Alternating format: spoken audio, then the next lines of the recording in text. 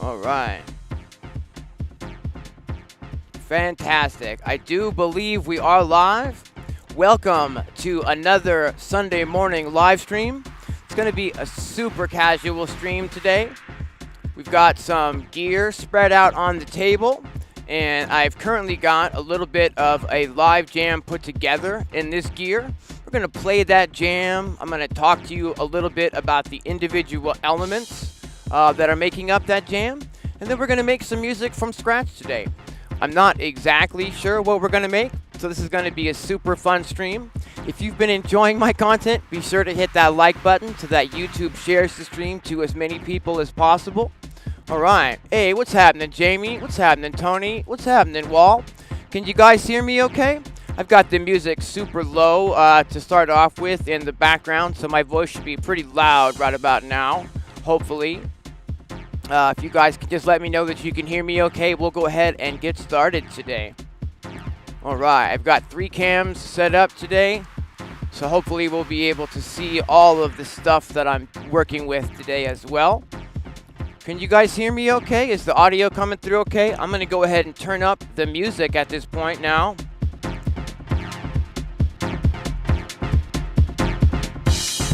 Just kind of a dubby techno jam that I've got in the system right now. What's happening, guys? All right.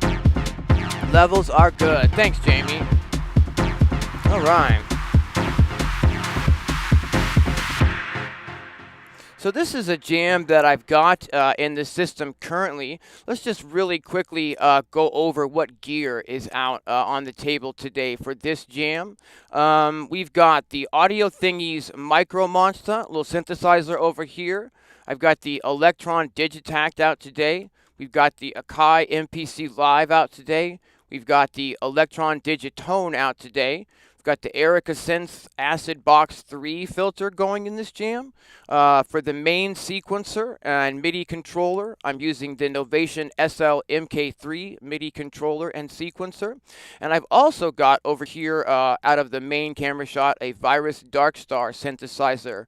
Let's see here. So what we're going to do, I think, is try to just get everything in the shot. Yeah, I guess it's going to be that cam for now. And let me just show you guys sort of the elements that make up this groove here. I do have a Roland MC707 on the table currently, but that's not being used in the jam that I've got in the system now. Hopefully we'll be getting into that in just a little bit when we start writing some music today.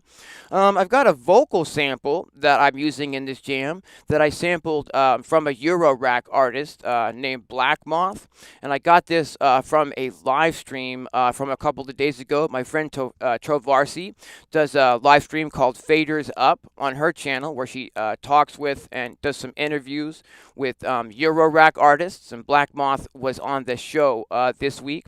So I sampled him for this jam, and let's go ahead and check out what I've got in the system right now, guys. Anybody can take the steps to live their dreams if they choose to fight for them, you know.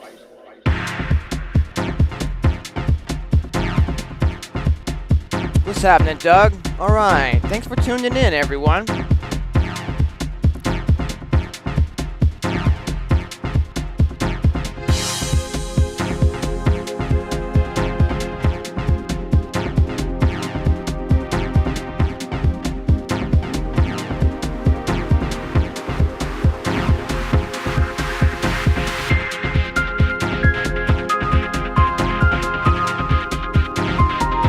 Hey, thanks very much, Lo.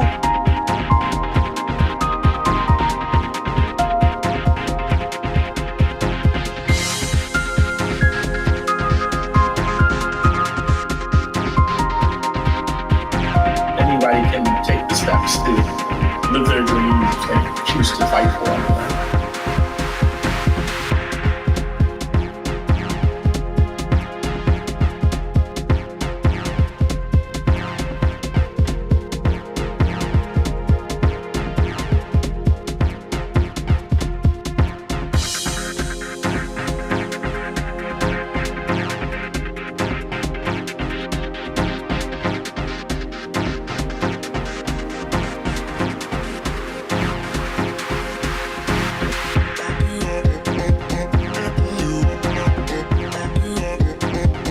Hey, thanks for tuning in, White Fog.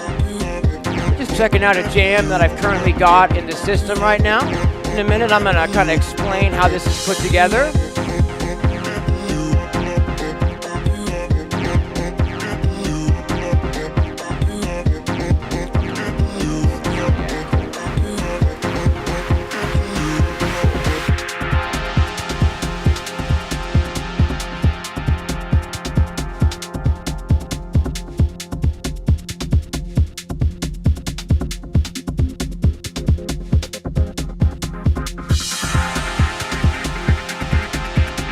Anybody can take the steps. Anybody can take the steps. They choose to fight for them.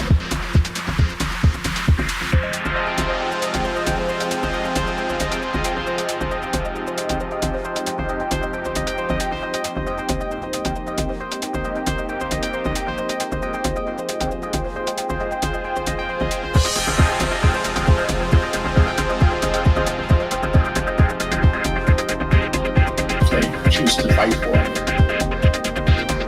They choose to fight for it.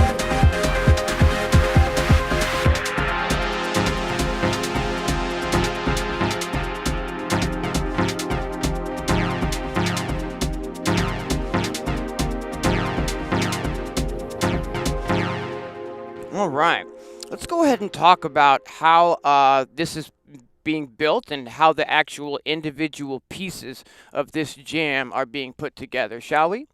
Okay, so the main sequencer and, MIDI controller here is the Novation SL-MK3.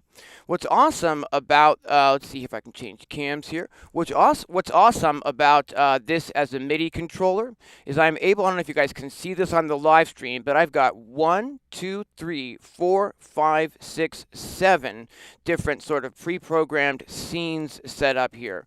And basically what that means is that each scene is going to be, a different set of signals that are being sent out to all of the rest of the gear. And I can switch back and forth between these different 7 scenes that I've set up to create sort of different moods in the jam and take the jam in different directions. Let's see here. Let's talk about the individual pieces that are making up this jam. Starting off with track 1. Track 1 on the sequencer is controlling the Akai MPC Live sampler. And let me see if I can show you what I mean by that. Here we've got, here I've got the main kick drum. And that's actually, triggering the Akai here. And the reason that I'm using the SL-MK3 as the sequencer and not the internal sequencer inside of the Akai is that way I can use those scenes like I was explaining here. If the MIDI is all coming from one source, and then I can, make a change here and send out changes to all of the devices at one time. So we have the main kick coming out of the Akai MPC Live here. Let's see what else we've got. I've got a few more samples here, which I'll try to find on the keyboard layout here and show you. Here's I'll wait for this riser to play out. So I've got sort of a riser. Those of you who've been following my channel for some time know I really like that ebb and flow and sort of building tension and release using these sort of riser samples. Take a listen to this. It's sort of a pumping noise riser. Building that momentum, right? It's roast chicken. Oh my goodness, I'm coming over. Well, I'd like some roast chicken. All right, then we've got our main chord stab. This is being triggered out of the Akai as well. And I've got a few different samples that are on the same pad, and it's set to trigger those randomly, so that when I hit the pad, it's gonna not play the exact specific same sample every single time. We get a little bit of variation, just sort of built in that way. Here it's a little bit different. Sometimes the chord is a little bit more open per se. I love that feature in something like the MPC Live, where we can load multiple samples onto one pad and then kind of trigger those randomly. So whenever you hit the pad, it's going to pick one of those samples randomly to play back. To fight for them. I got my vocal samples here. Anybody can take the steps to live their dreams if they choose to fight for them. You guys know I love to get those positive messages out in my music. And then I chop that out into two little sections that I can play with as well. Anybody can take the steps if they choose to fight for them. Cool. Let's see here. Next up, we've got the Digitone. And this is just sort of playing a really low, sort of like almost like a bass sound. In fact, I'm going to play the groove here. It's going to get loud.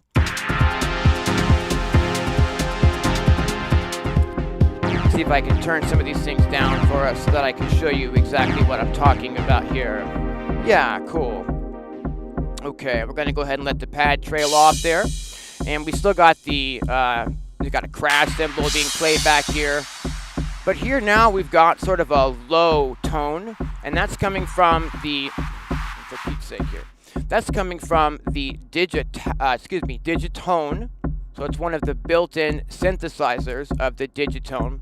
For those of you who aren't familiar with the Digitone is an FM synthesizer, but it actually has 4 built-in synthesizers. So we can have 4 different, sounds going at the same time here.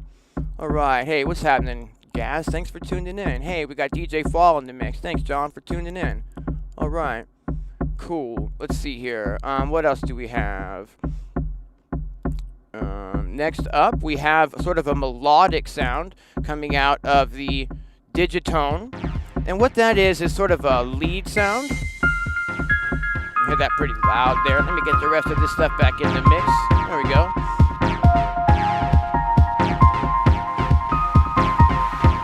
And this is neat to have it this way. Let that riser play out, sorry. Because I can play this live as well.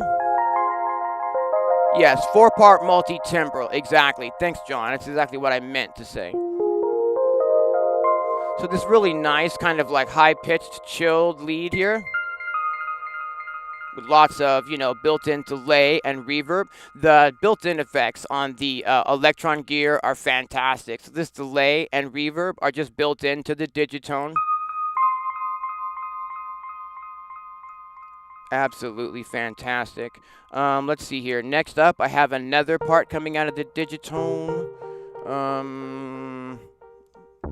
Or I didn't actually use that. Okay, cool. Then we've got this bass sound coming from the Digitone.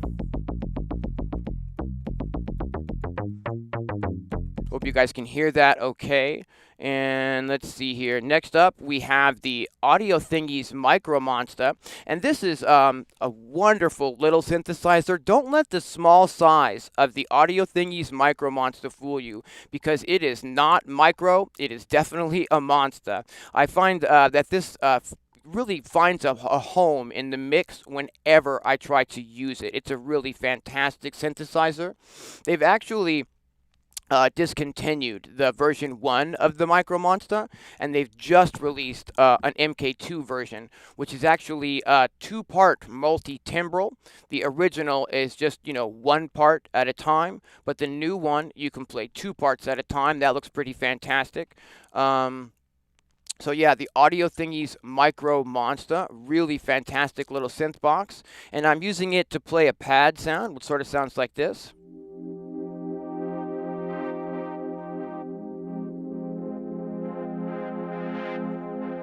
Hey, Russ, thanks for tuning in. Good to see all of you in the chat. I really appreciate you guys hanging out with me. This is going to be a super casual stream today. I don't have like a dedicated intention as to what we're going to make. It's going to kind of be up in the air today. So that might be really awesome, or it could go south really fast. Who knows? That's the beauty of the live stream, I guess, right?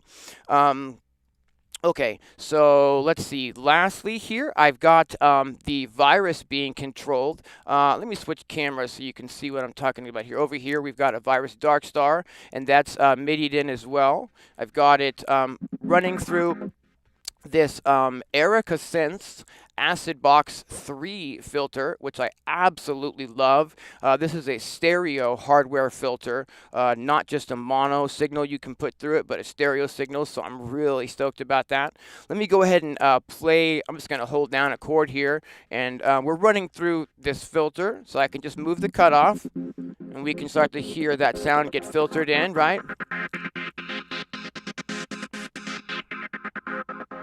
Now I'm going to keep holding this chord down, and so you guys can see that I'm over here switching this. I've actually got 3 different presets here, but they're the same.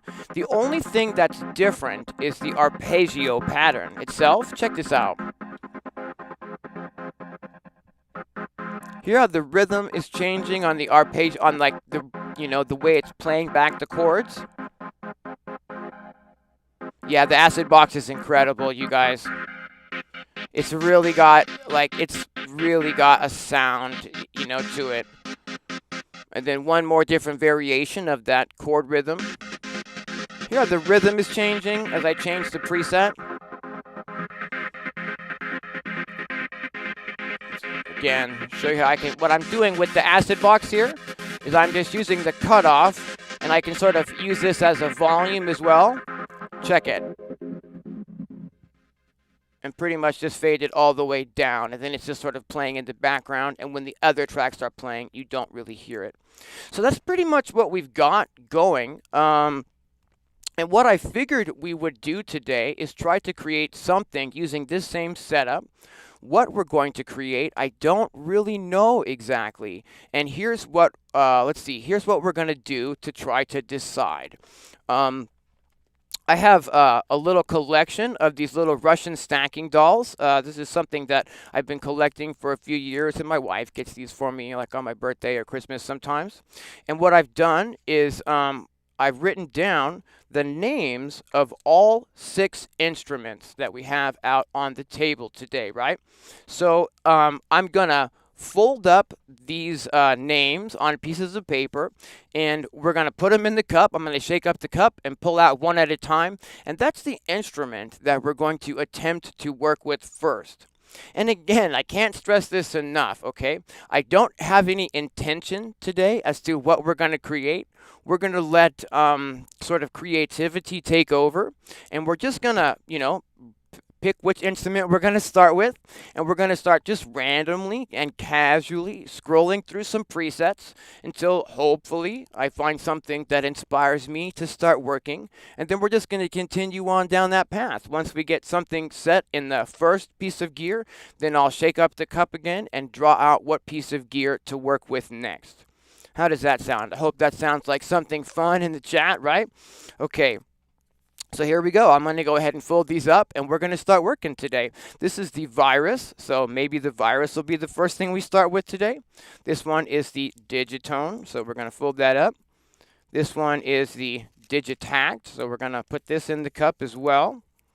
And let's see here. We've got the MicroMonsta. That could be inspiring. And the reason I think that it could be fun to do this in this particular way today is depending on what piece we start with first, I think that's really going to have, a significant impact on what we build today. Every one of these machines is a different machine. They're all pretty much capable of doing a wide variety of sound. From some of these can do drums and synthesizers. Some of them are, more for synthesis. So again, depending on where we start, that could have a really big really big effect on what we build today. And then, where we go next after that should theoretically have a really big effect on what we build today as well. So let's find out, guys. Let's find out what we're going to do today. Let's see here. All right. The first thing we're going to work with today is, looks like it's going to be the Digitakt. Can you guys see that at home? All right, Digitakt. Cool. So let's see what we can do. I think what we're going to do is, let me switch to the overhead cam to start with. Right on. And let's see here. The first thing we'll need to do is start a new project. So I'm going to go ahead and turn the volumes on these things down for now. Fantastic. And I think also I'll need to go ahead and get us started here in what we're going to use for the sequencer. So I'm going to get rid of all these patterns that existed for the last jam, but I already have the MIDI configuration set, to these individual devices, and I think we're going to try to, keep that set the way it is, basically. And what I'm going to do is just sort of clear out all of the patterns that exist in this jam. Sorry, it sounds like I'm breathing heavy, but that's just because the mic is literally, a millimeter from my mouth. And so if I try to breathe at all, it sounds kind of odd. And definitely, I do like to breathe even though we're on these live streams, so bear with me, okay? And let's see how that does. Okay, I don't want that in the mix, so we're going to go ahead and go main, new on there. Cool. We're getting a new project there, and we're getting a new project in the Digitakt. Create new. Yeah, cool. Okay, now when the Digitakt loads a new session, sometimes you need to adjust the MIDI settings because they are per session. And at first that kind of seems like that's a pain in the butt, but actually it's really not, because this way you can have different sessions set up in different ways, and that's really, really handy. Let me just make sure that when I press play on the sequencer that the Digitakt starts moving, even though we're in a new project, and it does. Now, here's the thing, guys. The Digitakt is a sampler, and also the MPC Live is a sampler. The Digitakt doesn't actually have any sounds like any synthesizers built into it. It's samples only. So we could pretty much go any number of directions as to how we'd like to start working with this. I'm going to be using the internal sequencer of the Digitakt rather than the internal sequencer of the Novation SL-MK3 to sequence the parts from the Digitakt. And that's because the sequencer in the Digitakt is really special, and we only have 8 tracks in the Digitakt, and if I start trying to sequence those from the Novation SL-MK3, it only has 8 tracks, and we're going to that'll be the only box we're using. So we're going to be using the internal sequencer. All right, and let's see here. Are you over? No. I don't use overbridge at all. This is just for fun. I'm not trying to make finished tracks that are going to go on Beatport. We're just hanging out as synth friends. We're not being super serious, and this is in no way today a master class or anything like that. We're just hanging out and having fun. Also, I just, the overbridge workflow just doesn't work for me personally, and I don't use it. That being said, I'm not often trying to use this gear here to create that kind of finished music either. If I'm looking to create like finished music, I'll be using a lot more of Ableton than I will of the gear on the table. I use the gear more for live jams and sound design. Then it's not necessarily my main focus if I'm trying to produce in the DAW, is what I mean. Okay. So let me switch cameras so maybe we can see. Maybe. These are just the built-in default drum sounds to the Digitakt when you start a new project. And, I don't know what I want to do today as far as what I'd like to start with. So, let's see here. Maybe we can load something and go from there.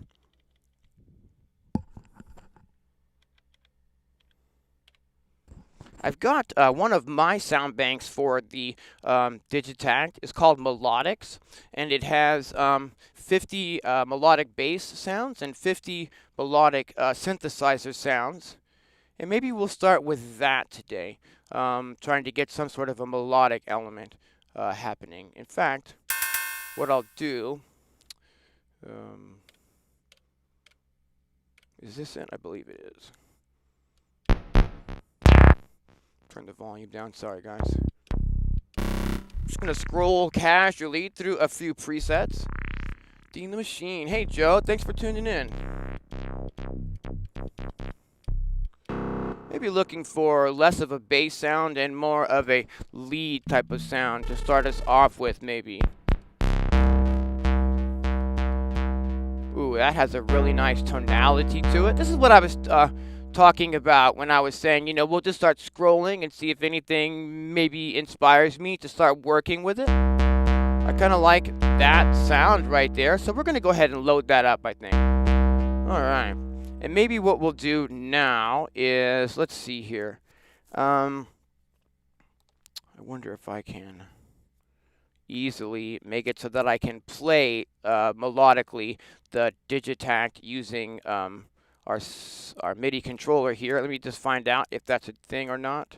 It is a thing. Fantastic. So now, let me switch to a different camera here. Now I'm playing the sound inside of the Digitakt here melodically using our MIDI controller. We only have a 2-octave either direction from the root note in the Digitakt bending range. So here's our root note, right? You can see if I hit the pad, it's playing that same note. So I can only go up 2 octaves before the Digitakt says, nope, no more transposing. You can go up 2 or down 2. So see, here's the root, right?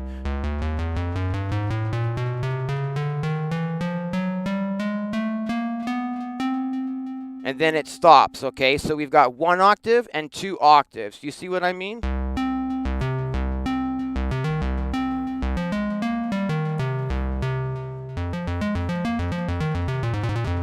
Now what we can do is we can maybe choose a tempo to start working with today.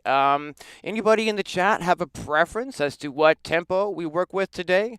We could do like a fast tempo. We could do some chill out. If anybody wants to drop a tempo in the chat, that's what we'll start with today. And let's see here. How will I set that in here? We'll set it here. Waiting for that number to come through. Anybody just drop a number, any number. 116 we got from Russ. Thanks, Russ. Cool deal. I'm going to go ahead and set the Novation SL-MK3 to 116, and that is sending MIDI clock out to all of the rest of the gear. So now all of the gear is basically set to 116 beats per minute. And so if I press play now on the SL-MK3, I hope you can, I don't know if you can see that on the overhead cam here, but the Digitakt starts moving. And what we can do is we can turn the metronome on. Hey, all right. And I don't know if you guys can hear that. H, okay, cool. We'll adjust the level a little bit more as I start, you know, getting some actual things put together today. But this is a 116 beats per minute groove that the metronome is banging away at. And I've set the Digitakt just now to record a 4-bar pattern. No, I'm not using the Novation SL-MK3 in any way to its maximum capacity, Douglas. I change up the setup so much that I haven't really taken the time, you know, to get into it that way. When I first got the SL-MK3, I was attempting to use it that way. The very first anomaly that I encountered with it was the way that it handles preset changes to your different devices. Every device I have in the studio handles preset changes and program changes in a different way, for example. And I wasn't necessarily able to get like the SL-MK3 set up 100% with like all the gear to be the main master be all end all. So I just kind of let that idea go, and now I just use it as a really basic sequencer most of the time. Again, if this was my main setup and I didn't change my setup literally for every single project, then I might use the SL-MK3 a little bit differently. But because I'm changing everything up so much, I'm just not using it like that at all. And let's see here. Cool. All right, I'm going to go ahead and press play again so that we can hear the sequencer going.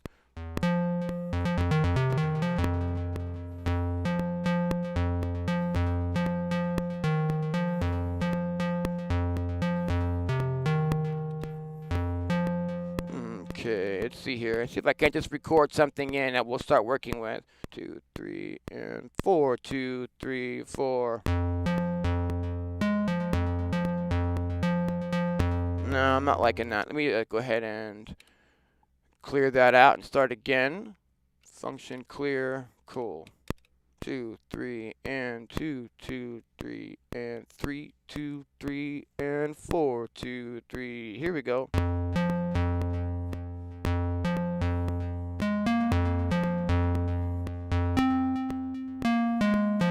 I see. I tried to go up a little bit higher, and then it wanted to let me go. That's fine. Dun, dun, dun, dun, dun, dun, dun. Cool.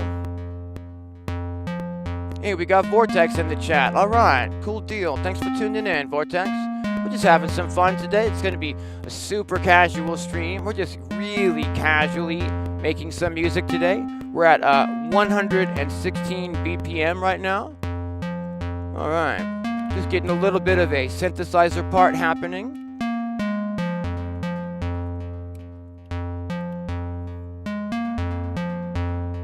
Something nice and basic. Cool. There's a little bit of auto panning built into this sound by default. That's kind of a little bonus. Just turning that up a little tiny bit so we get just a tiny little bit of extra stereo spread on the sound. And there we have it. We've got sound number 1 started in the Digitakt. Let's go ahead and let me have a sip of coffee here, and we'll get something happening for sound number 2. For those of you who might be just tuning in, what we're doing today is just having some really casual fun, building some music. And I've got the names of all of these devices written down on little pieces of paper in this cup here. And I'm shaking the cup, and I'm pulling out pieces of paper at random until we have, hopefully, all 6 devices going, making some music today. So we did this a minute ago, and I pulled out the Digitakt. So I pulled up some sort of a random sound that was kind of inspiring to work with, and we made a really basic melodic pattern to get us started. Looks like next up is going to be the MC707, and that's awesome because we can use this as either a drum machine or we can use this as a synthesizer. It's actually could be 8 drum machines or 8 synthesizers or any combination of those, and that's actually why I purchased the MC707 to begin with, was that I figured it's a really nice sort of expansion piece for the Digitakt. For those of you who don't know, the Digitakt is absolutely my favorite piece of gear to work with. And it has 8 tracks where you can sequence internal samples from the Digitakt, but it also has 8 external MIDI tracks that we can use to sequence external gear. So I figured if I'm really interested in, having a blast using this sequencer, to have 8 MIDI tracks at the bottom that I could send to either 8, drum machines or external synthesizers and use the MC707 as like an external sound bank, that's really, a pretty magic way to use this box. So that's how I've been using the MC707 mostly. And let's see here. What I want to do is turn the volume back up on this. Cool. And we want to assign the MC707 to a track here. And I believe I've got it already assigned to a track here. And I think it's this one here. Let me just make sure that we're on track 8. Okay. Why am I also getting that? Because I probably got it set to... Right, okay, let me just make an adjustment on the MIDI configuration, then on the Digitakt, because here we're currently triggering some drum sounds, but we're also still triggering the Digitakt. So what I'm going to do is tell the Digitakt to not receive MIDI notes, but just receive MIDI clock at this time. And here we go. Cool, now we're not playing the Digitakt, we're only playing the drum set that's currently loaded into the MC707. So let's see here. If I press play, we kind of get a little pattern that we've just put together in the Digitakt. Hope that's not too loud. I'm going to make an adjustment here.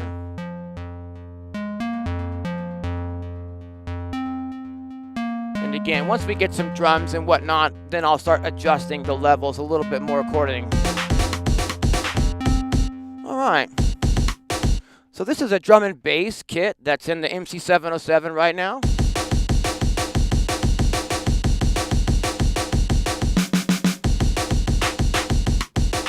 But we're not making drum and bass today, so maybe a different drum kit might be more appropriate. And there's a whole bunch of drum kits that are built into the MC707. We can always, build our own kits from samples, or we can even sample into the MC707 and now. Although I haven't really spent a lot of time with it, I need to.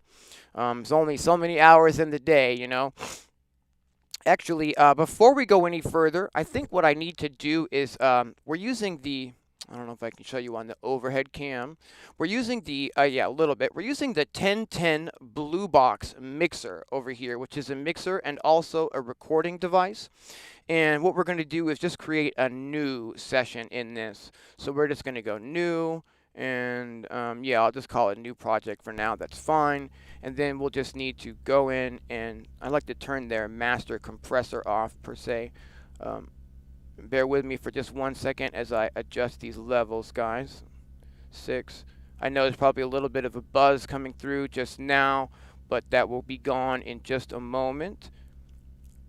So just bear with me while I reset these levels. I always worry a little bit about like how much time it's going to take me to do like getting ready to start the new projects and stuff.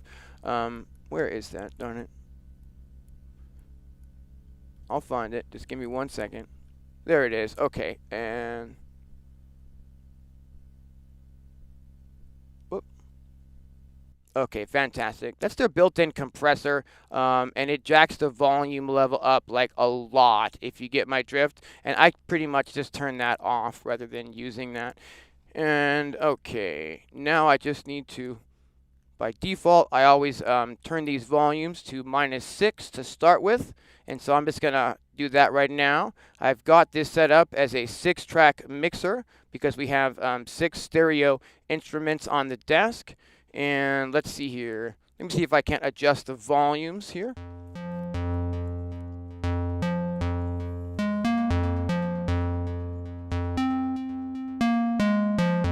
I don't want to be too loud, but I want a nice level.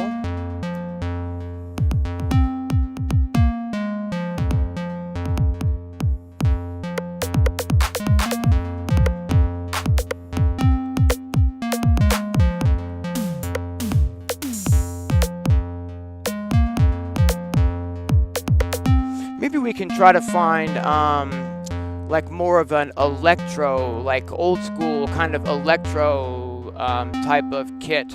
That might sound really nice over this groove rather that we have going already. Let's see here if I can find something like that in the MC707 real fast, you guys. We've got like an 80s kit. Ooh.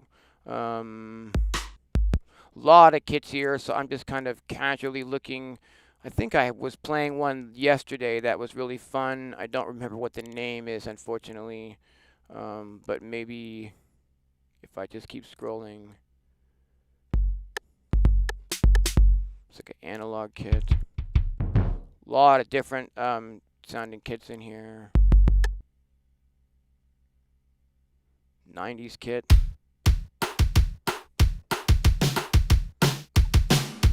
I don't think that's very 90s, you guys. That's more like 80s, isn't it? Woo!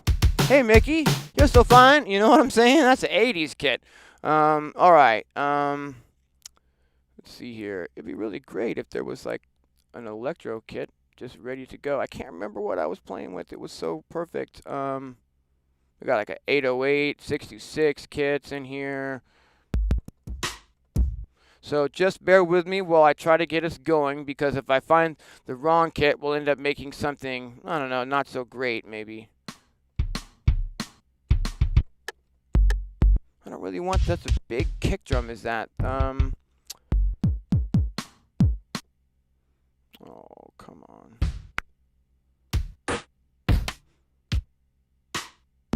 I promise I won't scroll forever. If I don't, find something, we'll just, go with something. But it sure would be nice if we could find something good.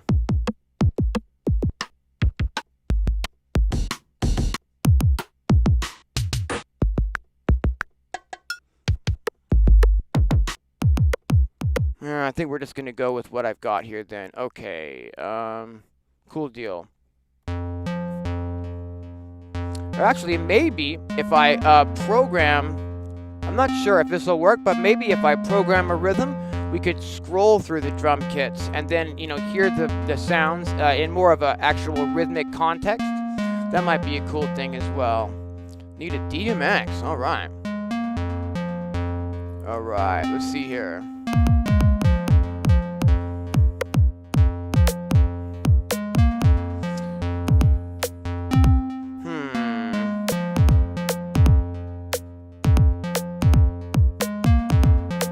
Kind of like that. So what we're going to do is, let's see here. I'm on track 8. I'd like to make a 4-bar pattern, I believe.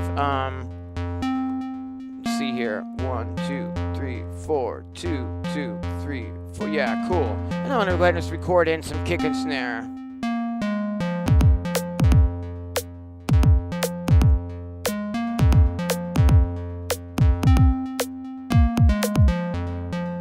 Or not. Why did that not record? Maybe I'm muted? Is that what the deal is? Am I muted? Maybe it didn't record because I was... Oh, there we go. Fantastic. Let's put some hi-hats in. Yeah, scrolling through could be cool, right, Lo? Oh. Oh, no claps. No freaky claps. Let's take those claps out, shall we?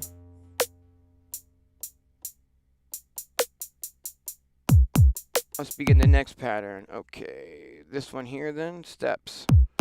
Bear with me while I get rid of those freaky claps. Where did that... What is it, in the 4th one? 3rd one? Must be on the last bar then. Alright. Or not. This is really weird.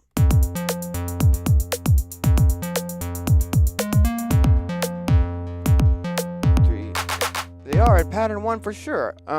So what I'm going to do then is just clear pattern 1 and duplicate pattern 3 there instead. Yeah.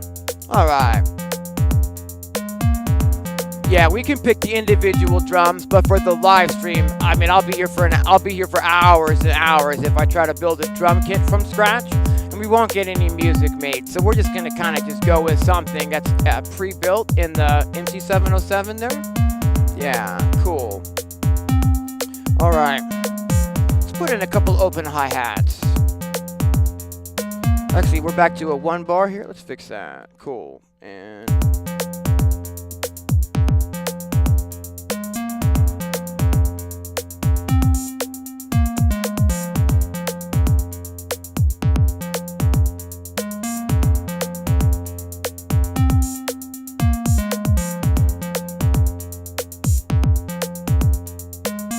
Okay, cool. So now we've got like some really basic drum, you know, rhythm going. And I believe that if I go in and scroll drum kits over here on the MC707, whoops. Let's find out. Yeah, cool. So what let's do, guys, is I'm just gonna scroll through some of these drum kits and see if I can find kind of that sound that I'm hearing in my head, sort of.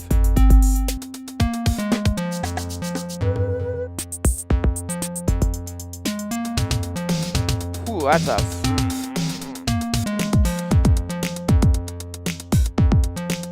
not bad. A little too EDM, but that's not bad.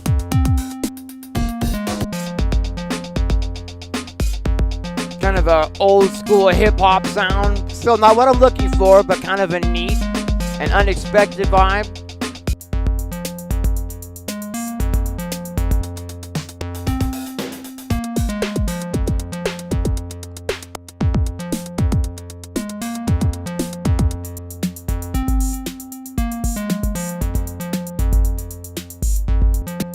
Are not really what I'm after here. We're so close. Maybe this 606 kit would do the trick. That's kind of a old school electro sound, I think. I think we're gonna go with that, you guys. How's that sound at home? Is that sounding okay? Look at my levels here. see how loud just the drums are, shall we? I think I need to adjust that level just a tiny bit. There we go. How are we doing at home there? Does that sound okay? Can you guys still hear me?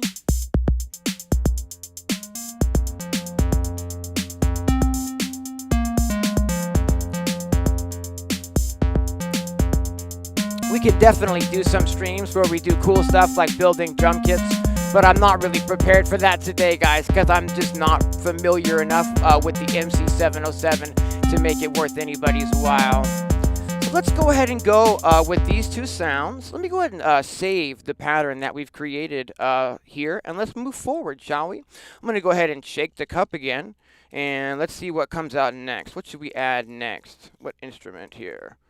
All right. So we started off with the Digitakt. For those who might just be tuning in, I've put the names of all of the pieces of gear that are out today in a cup, and then we're just sort of drawing those out and working with those pieces of gear in the order we draw them in. Just having some fun today. Someone in the chat suggested a beats per minute of 116, so that's what we're working with today. And the next instrument to come out of the cup is the Digitone. So it looks like we're going to be working with the Digitone next.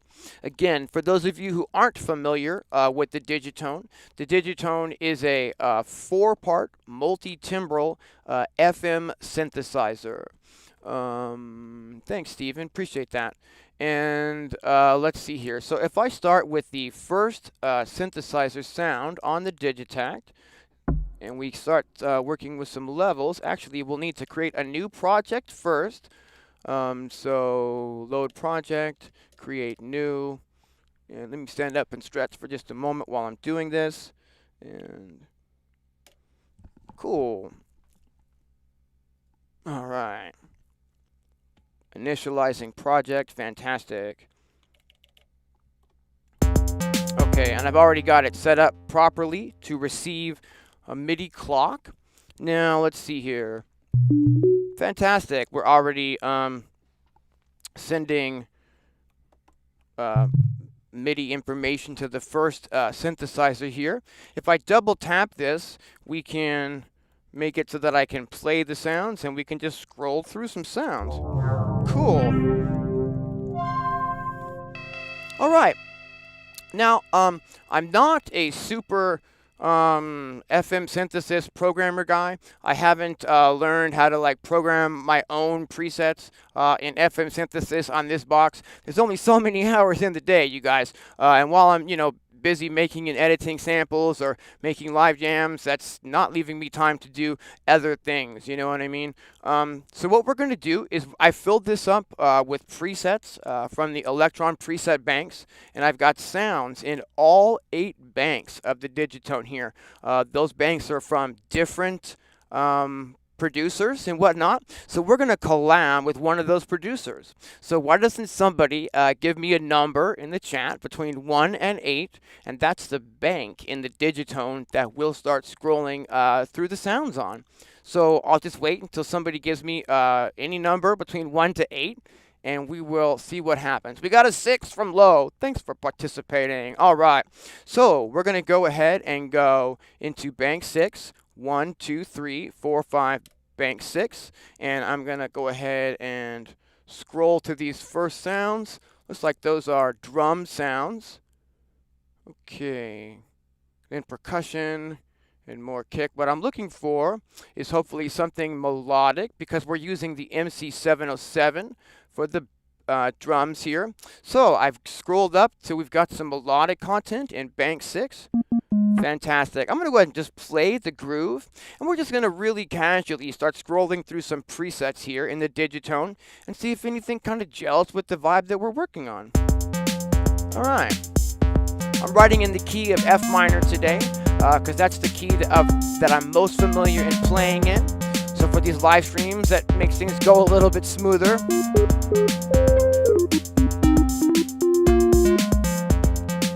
Whoa.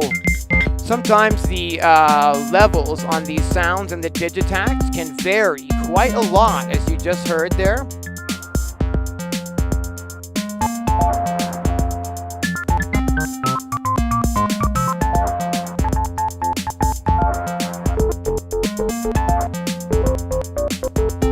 that's a weird sound, isn't it? Do we like that? Or is that a little too aggressive for the vibe today, guys? What do you think about something like that? I mean, that's certainly a vibe, isn't it?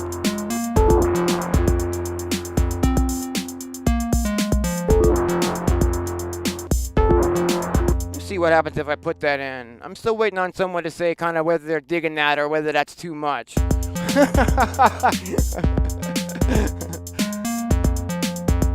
Yeah, very curveball, right? No safety net today. No, that's not what I want. That's not what I want. I don't want to put that accent in first. That's too much. Let's start again. All right. I'm going to let the loop play through, and we'll start on the 1. And 4, 2, 3. Here we go.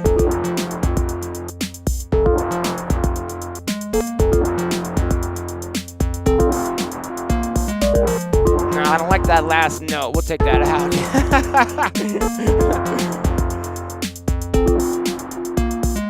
Yeah, cool. All right, and now I'm gonna just bring the volume on that new sound down a little bit because it's very loud. Just try to tuck it back a little bit, and I just wanna change the MIDI number back here to 1, right? Cool. Save.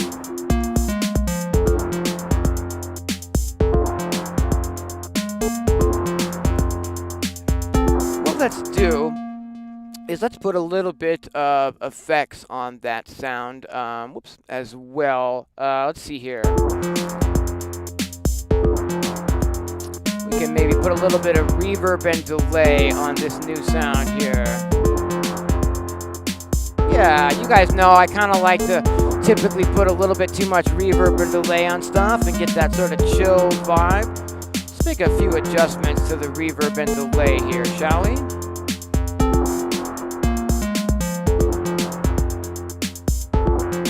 Yeah, that's cool.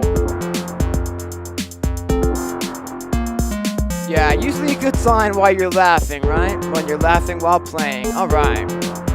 Cool deal, you guys. Let's bring this a little bit down on the reverb, shall we? I don't want it to overtake the drums either, and I'd like the lead that we kind of put together in the Digitakt to sort of be a little bit louder than that sort of lo-fi bass tone we're coming out of the Digitone with now. In fact, maybe we can filter that down a little bit. Yeah, to give a little bit more high frequency content in the mix, give that to the lead rather than the bass taking up that high frequency. So a little bit of extra low pass on the bass there. I think that was a good choice. Yeah, right on. All right. So we currently have, let's see here. Whoops, wrong cam. Sorry, guys. We currently have something from the Digitakt that we started with. Then we added a little bit of drums from the MC707.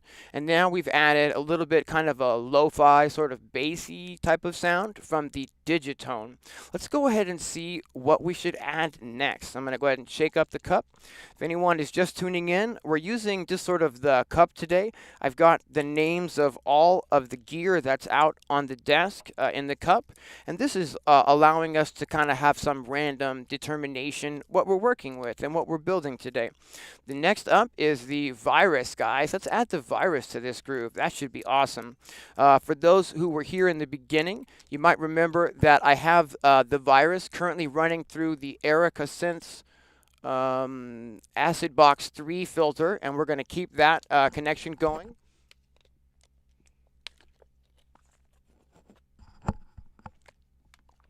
Okay, so let's see here.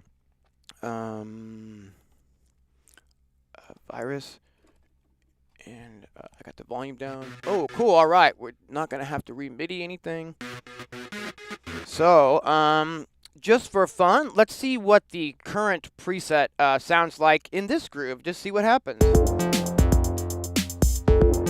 Yeah, we sure do, honey. Well, we sure do. There we go.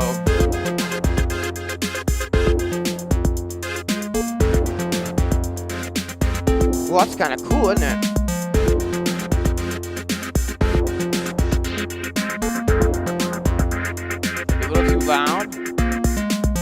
So I'm going to turn us down over here, I think, on the mixer side of things.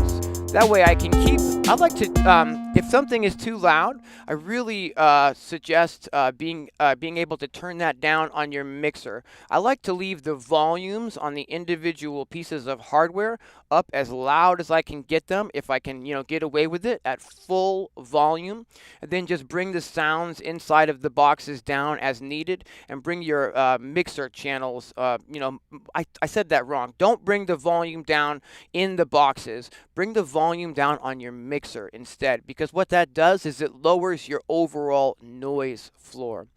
You want the loudest signal you can get from your boxes and lowest channel settings on your mixer you can. Keep that noise floor down. So what do you think? Should we, let's scroll through some other presets that are just, I think I have quite a few cool, like, sort of arpeggio type of presets that are loaded. Oops, you can't really see the virus there. So I guess I have to do it from this back view. It's the only camera that shows I've got a virus here. Sorry about the view, guys. Let's see what happens when we scroll through some of these presets. I've got some neat stuff loaded in here, I believe, from a couple of performances ago. So let's see.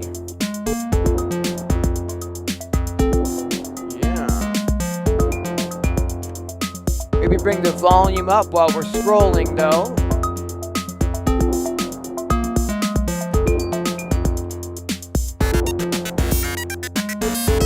Maybe a little too wonky.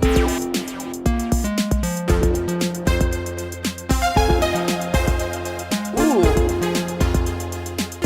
Okay, hold the phone.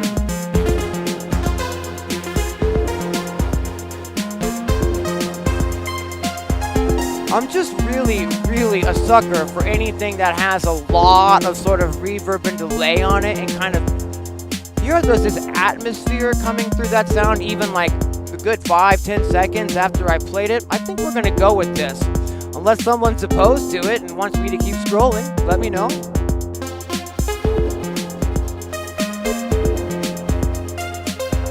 This is the Virus Darkstar, Douglas.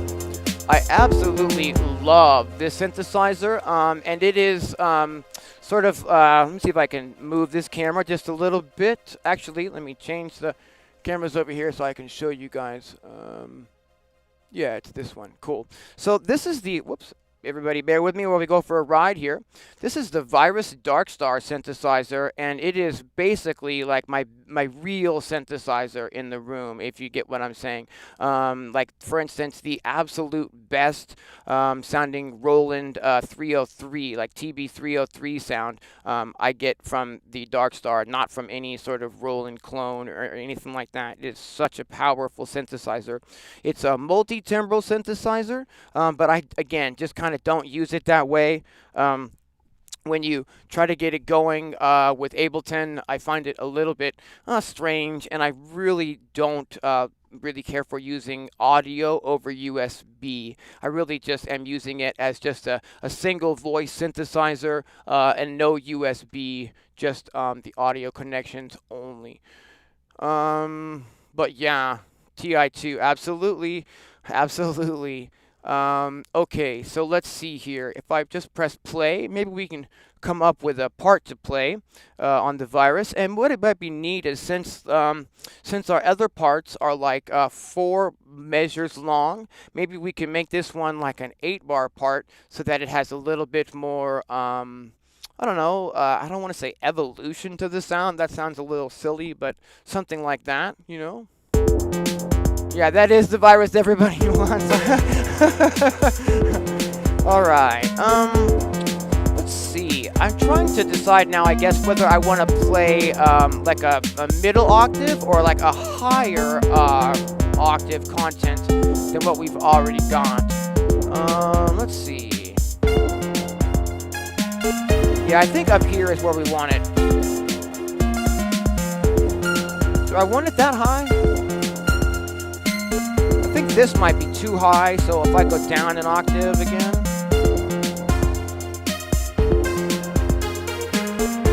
Yeah, alright.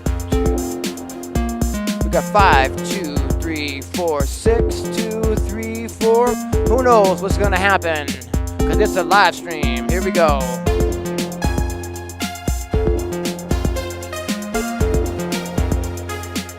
Nope, nope, that's not the vibe I want. So all I have to do is hold the clear button on the left, right, and then tap each of these pads.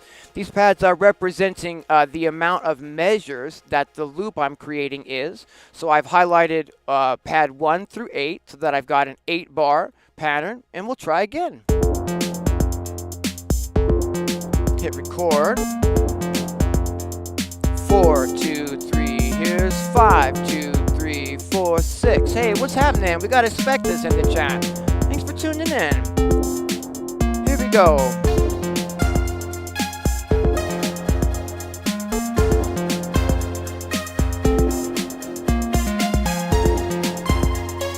Now I'm hitting too many. I think I accidentally hit a wrong note along the way already as well. So we're going to go ahead and clear those out and try again. This is what I meant, guys, by a really casual stream today. It's just super, super casual. We're just hanging out as synth buddies, making some music. All right, we got 8, 2, 3, and that's not right still. Come on, Dean. Try again.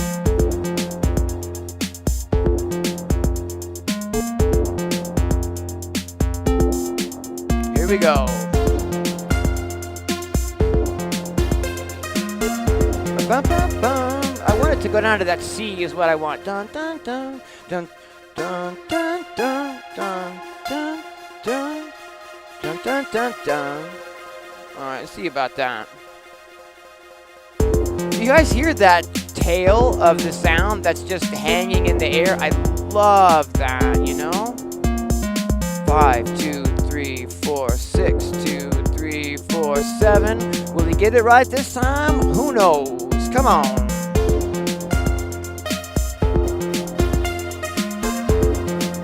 All right, I can hang with that.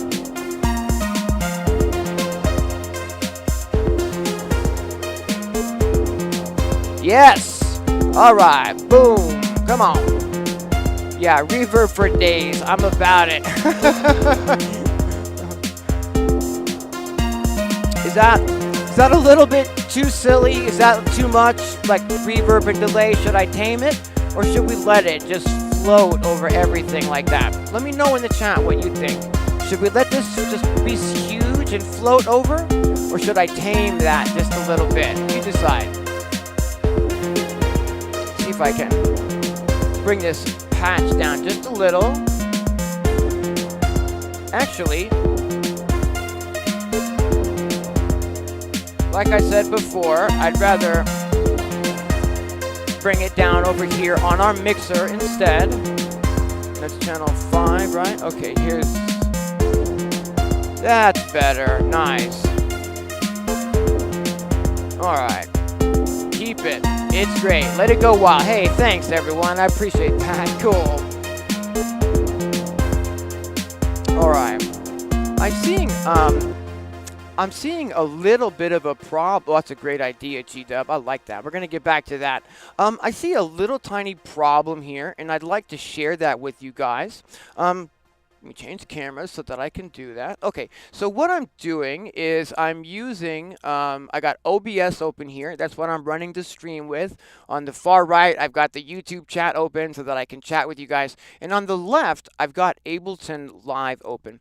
And I've got a couple of visualizer plugins running in Ableton Live. So when I'm here working on the headphones, I can kind of get a little bit of a visual reference sort of as to what we're working with here. And the bottom left and the bottom right are my visualizers.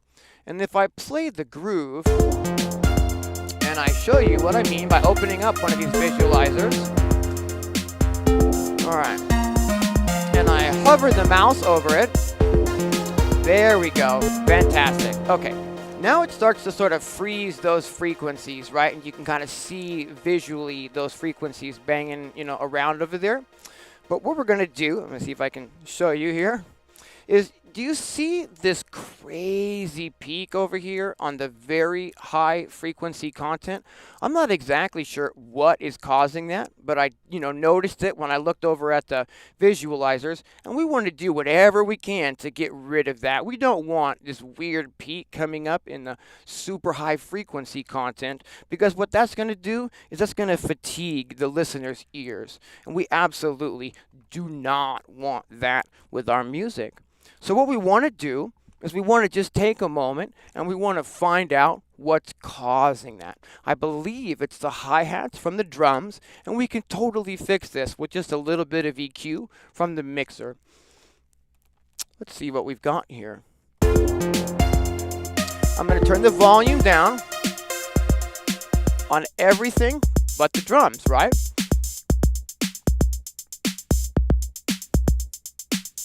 Okay. So that very high peaky content is not coming from the drums, but there is a frequency that I would like to adjust on those drums. And I can see that on the visualizer here. So the benefit of using the blue box is that every channel has its own built-in EQ settings, which is very, very nice. So give me one moment, please, to make an adjustment here at 7.3 hertz. I'm going to set this to a parametric. All right.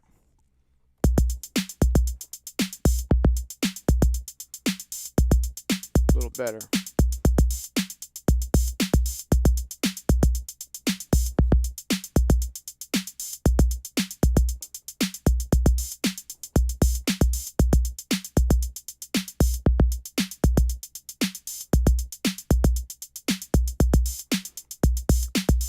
Okay, so we'll turn the volume on that down now and start bringing up the volume on our other tracks so that I can find out which instrument is bringing that tiny little bit of high frequency content that we don't want.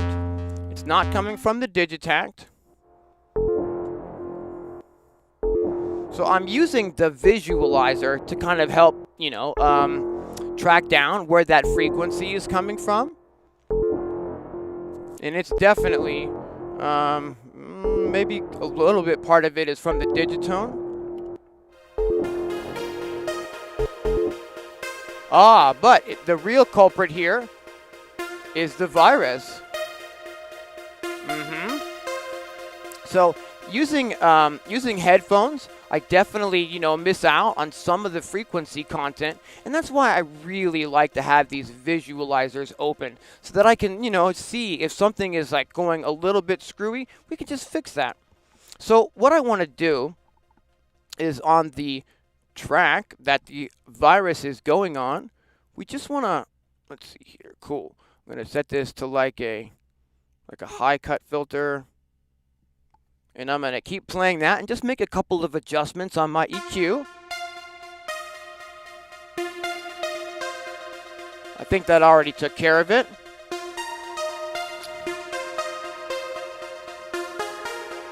Yeah, so I don't know if you can see from so far away, but there used to be, a peak way up here in like the 20K range, and that peak is now gone because I've done that little bit of EQ adjustment. And I think that's really important along the way as you're getting started and you're building a groove from scratch. I love having these visualizers so that if there's something going on that I can't hear, but I can physically see that there's something that I should fix, now's the time to fix it, if you get what I'm saying, because you want to have that really solid foundation in which to continue building upon. So let's go ahead and get everything back in the mix.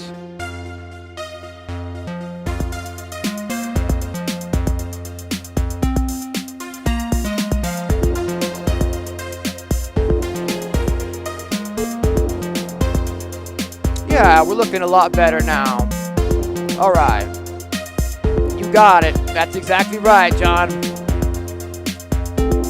Oh, did we have Wall guessing it was the virus? Good job, Wall. All right. Yeah, every week I can't keep it the same, Expectus. I'm always mixing it up.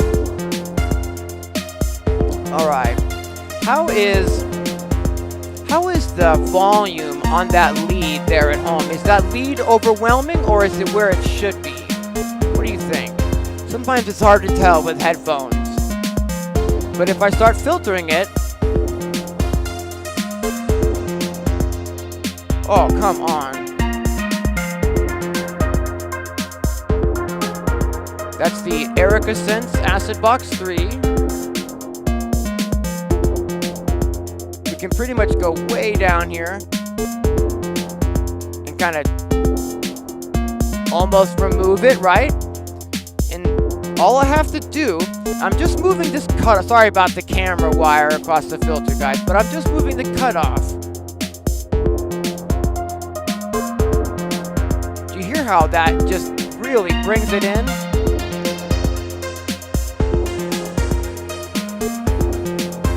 All right, fantastic. Hey, thanks for sticking with me, everyone. Let me get a quick sip of coffee, and then we'll go ahead and see which we're going to work with next.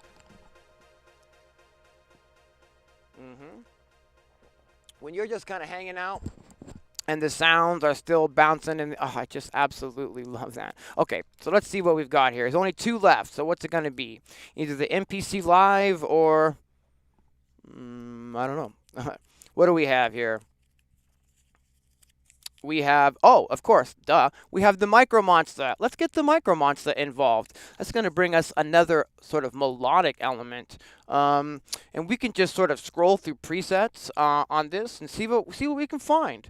I think what we'll do is play the groove and low pass filter that high lead a little bit. So we're making some room in the frequency spectrum for other instruments. Okay, maybe right about there. You know. Yeah, cool. I can bring the volume of it down over here on the actual acid box itself.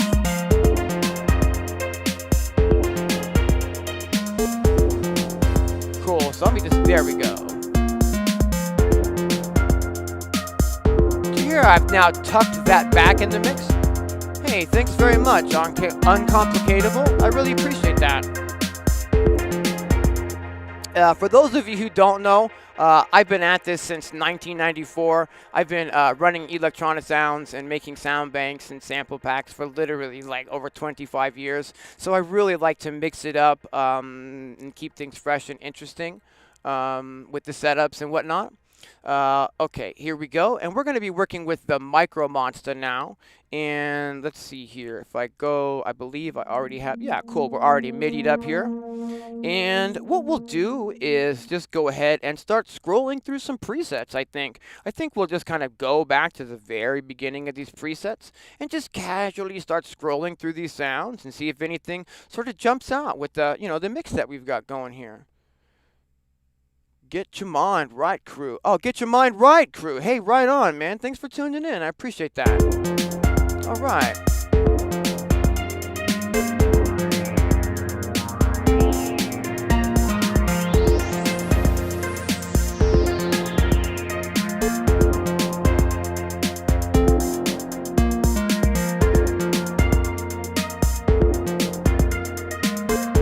Giving us a little bit more level on the MicroMonsta here.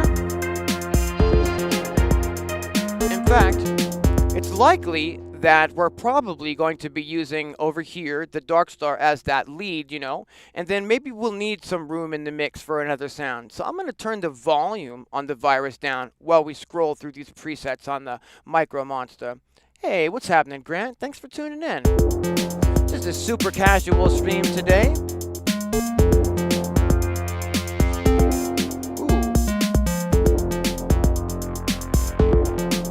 Really nice sweep there. Maybe we can get a too dub techno-y, I think. Yeah. Let's keep scrolling.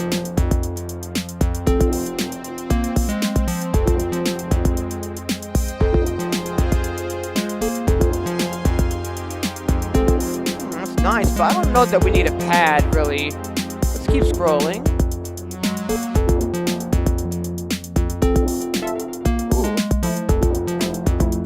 No, not quite right.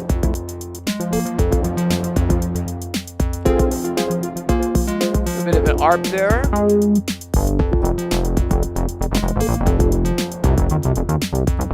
Some bass. Oh, hold the phone. Wait a minute.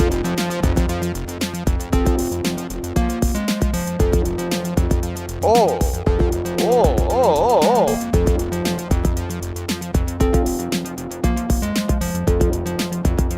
Am I wrong, or is that kind of cool? What do you think, guys? Hey, what's up, Daz? Thanks for tuning in, man. I think we're going to go with that right there. And I think all we need to do is just kind of hold that down for a bar, per se. So let's just give this a 1-bar pattern, and I'll just hit play and record.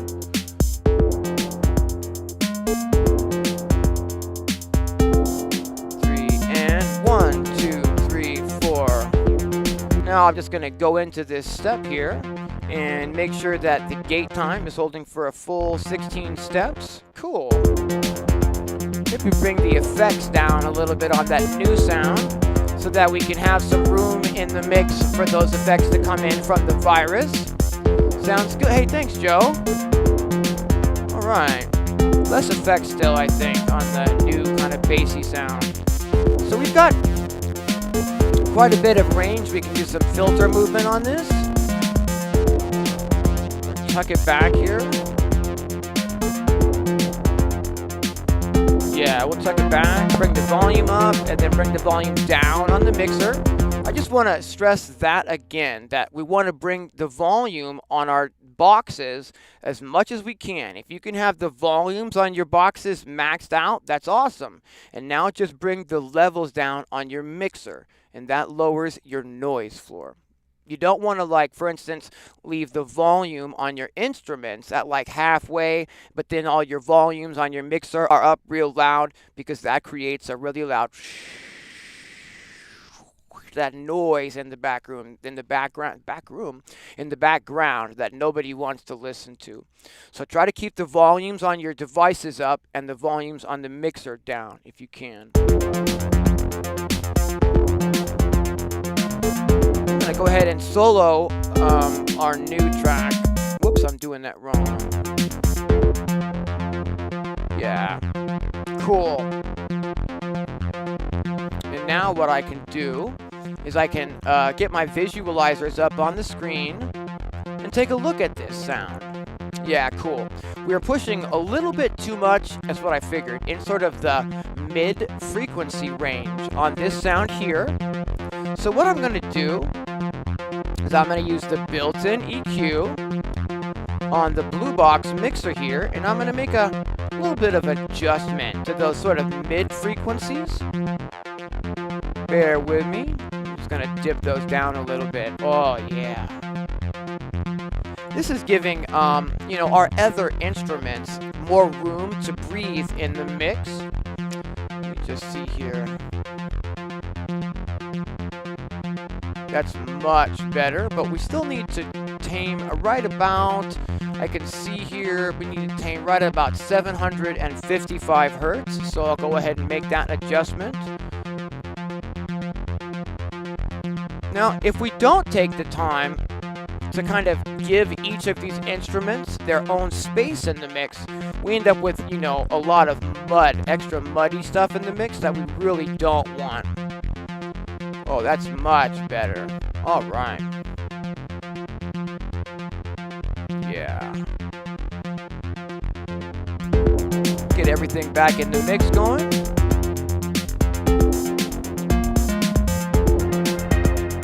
Oh, forget about it. See, our lead goes right in there, right over the top of that new sound, because I took the time to be careful with that frequency content. We're getting there. I still need to do a couple of adjustments on some of these frequencies.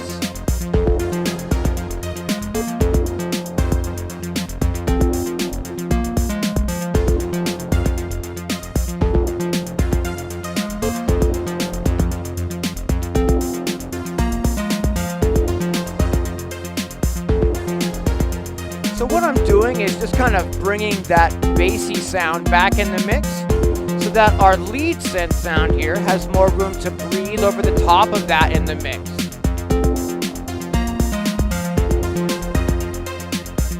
And I'm bringing the lead up in volume just a little bit because we really want the listener to know, You know, we want the listener to know what sound is the lead sound and what sound they really want to focus on. If we have everything blended together super, super evenly, it gets a little bit monotonous. So I like to tuck those basses back a little and make sure that there's enough frequency range left in the spectrum for the lead to kind of, you know, bounce and exist over the whole groove rather than sinking itself into the groove, if that makes sense. You want to sink the bass into the groove so it's kind of gelling with the drums, and that keeps the low frequencies really even and consistent.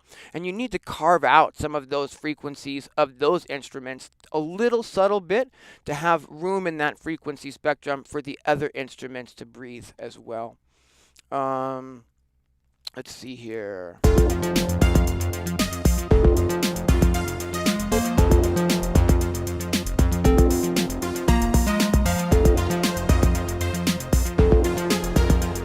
And then what happens if we filter that lead now? Let's check it out. Yeah, nice. Hey, what's happening, Sean? Thanks for tuning in. Just doing a fun one today. Trying to mix it up with the order that we worked in the tools today so that we were able to, you know, create something a little bit more unexpected and less pre-decided per se. I have one left, but we know what it is. It's the MPC Live because that's the one box that we haven't used yet. So let's go ahead and get at least a sound happening in that. You guys know that I love to use sort of like a crash impact sound at the beginning downbeat of like an 8-measure pattern to sort of help me, you know, keep on the grid per se. So I think we'll go ahead and you know, create that same type of thing here. If I go into the menu and I start browsing, I have a folder of my go-to effects sounds in here, and I can just really easily grab that sort of noise impact burst that you guys have heard probably quite a few times in my recordings. And what we're going to want to do is bring this volume back up, right? Fantastic. I see. If I go into the patterns and we go back up to the MIDI here and make that an 8-bar pattern, I think it's already doing what I need. Nope, I see. Okay, so clear those other ones. No, it's still doing it. That's weird. Oh, I know. Okay, is that why? Yeah, okay. Whoops.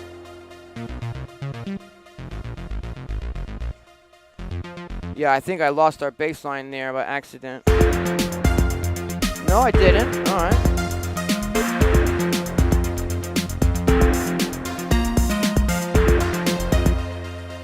Let's see here. Why is that doing that? I'll figure it out, but it's super weird. Oh, it's that? Is that why?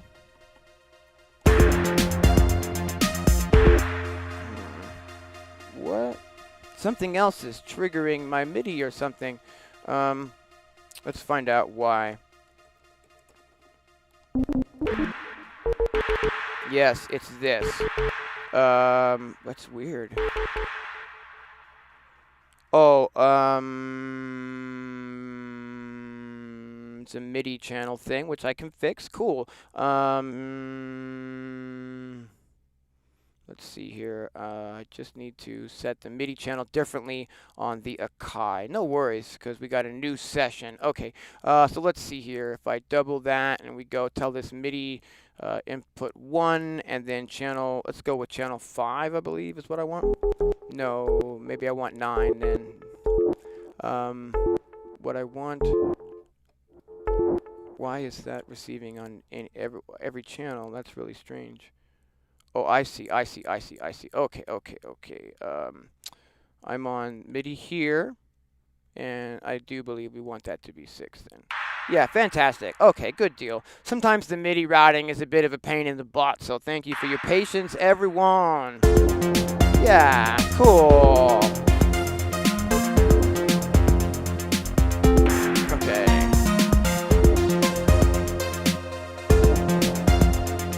2, 2, 3, 4, 3, 2, 3, 4, 4, 2, 3, 4, 5, 2, 3, 4, a 7. Here comes 8. Let's get the crash. Right, there we go.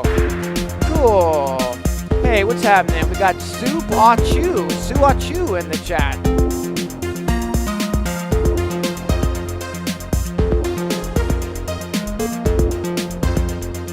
Alright, how's that mix looking? I get my visualizers up here and take a little look at the screen. Is that mix sounding alright? I think we got it alright there. Alright. So we currently have something coming out of all 6 instruments now. We have some drums coming out of the Roland MC707. We've got a melodic sound coming out of the MicroMonsta. We've got a melodic sound coming out of the Digitakt. And we've got an impact sound coming out of the MPC Live. We've got some melodic elements coming out of the Digitone, and we've got our lead sound coming out of the Virus Darkstar over here. The crash is the new golden shower. Yeah, that crash I use in absolutely. If you listen to my music that I've released under the moniker Prism Prime, you will hear that exact crash, like pretty much in every track I've made for probably the last 2 years. I love that sound. Yeah. So there we have it. All 6 pieces creating a groove. Let's see. We've been streaming for about 90 minutes today. We save this pattern.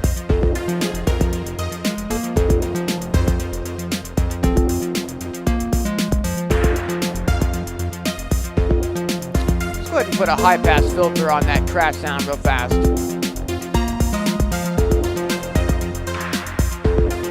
Yeah, high pass filter.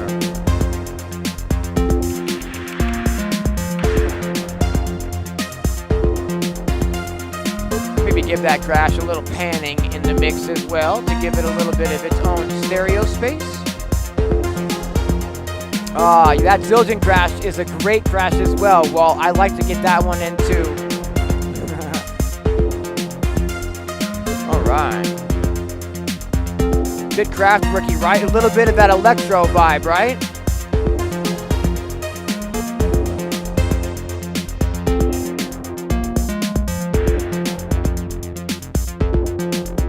All right. Let's go ahead and see if we can't create some cool variations on this pattern, shall we?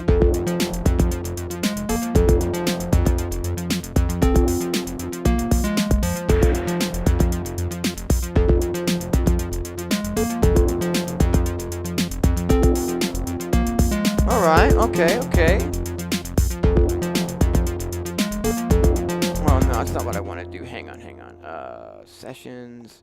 And let's do it on this one here. Cool.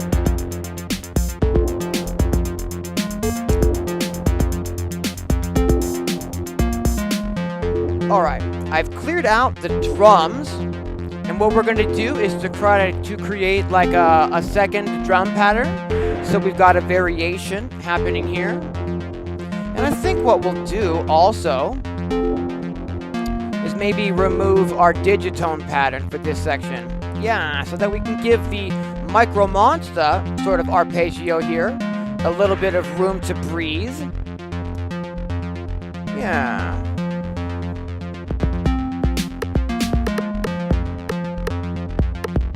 So we have sort of an option here at this point. We could do sort of a broken, kind of a pattern. Our main pattern is, hitting that big kick and that big snare.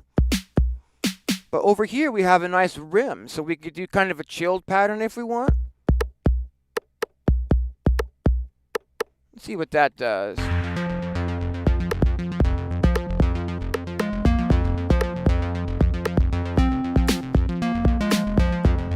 Or we could do a pattern, where we add the rim and the clap and hit them both at the same time. Maybe that's the way to go here. 1, 2, 3, 4, 2, 2, 3, 4, 3, 2, 3, 4, 4, 2, and here we go.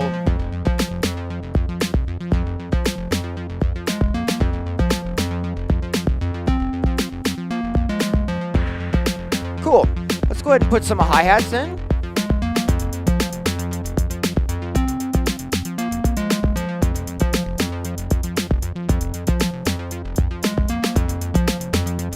put some open hi-hats in.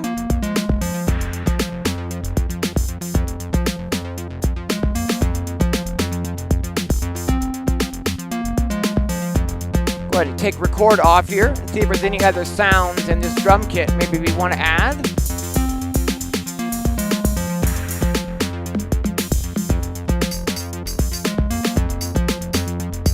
Maybe a nice tambourine.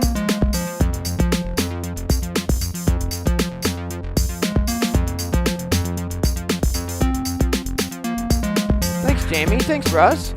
And if I go ahead and save this now, put a little ride into.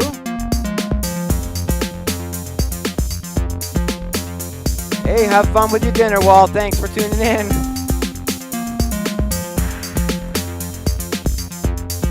Cool. Just kind of a, variation on the beat here. In this pattern, we also pulled back the sound from the Digitone.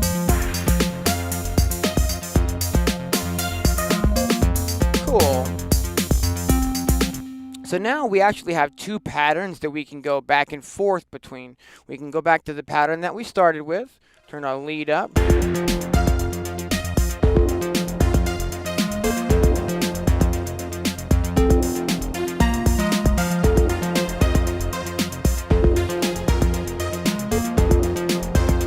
And I'll switch to the new pattern. Here we go. You have the drums changed now?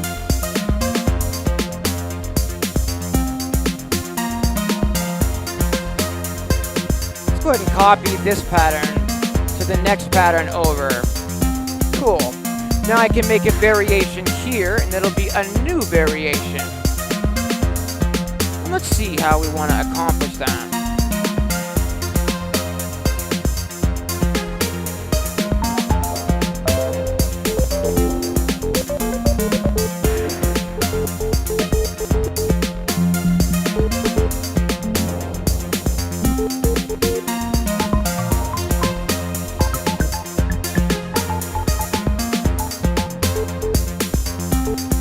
Put that in.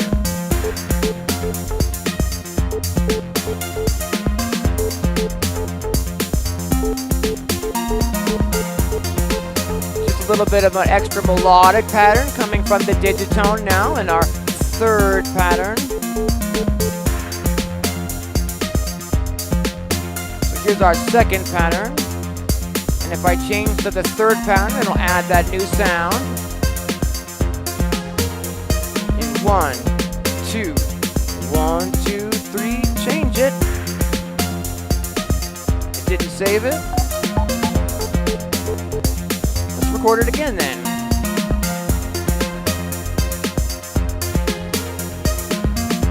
Cool, here we go. In 2, 3, and.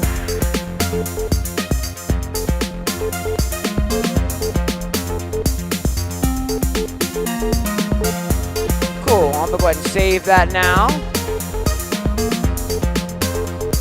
Alright. Let's go ahead and make a variation on this again. We'll save into the next pattern over. Cool. And on that pattern, let's go ahead and take out, oh I see. Digitakt is going on its own. What could we do? Maybe like a new lead pattern then. Cool, yeah.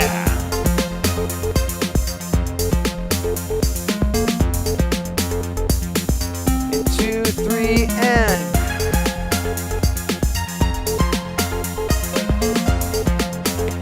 We'll wait till the cycle's around, and.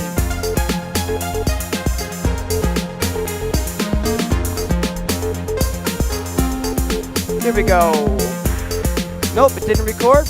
I'll try again then. I didn't have the record button pressed. Ah, it's a bummer. That was a good one. Alright. 7, 2, 3, 4, 8, 2, 3, and.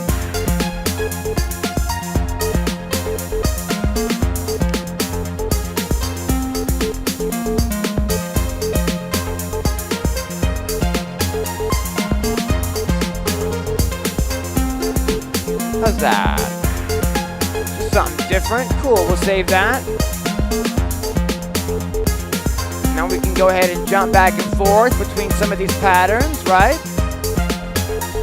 Even mute the drums for fun.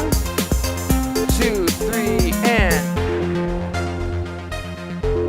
get that melodic stuff going, you know, let it breathe.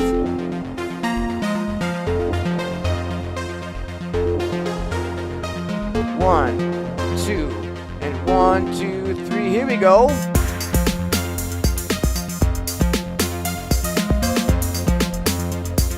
Go through that lead.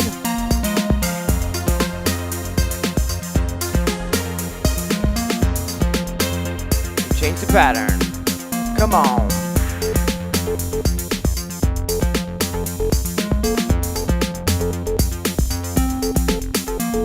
We can go to our fourth pattern here. Maybe do the drums. In 1, 2, and 1, 2, 3. Here we go. Let everything breathe.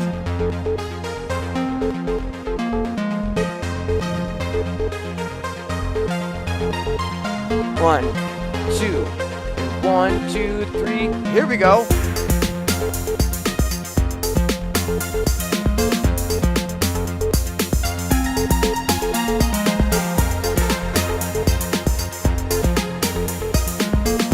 You can mess around, you know, with the virus still.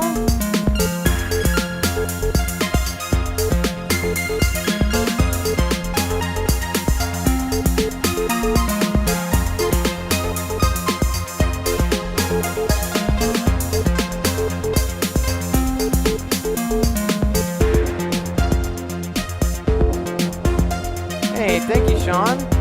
Thanks, Suachu. Thanks, Martin.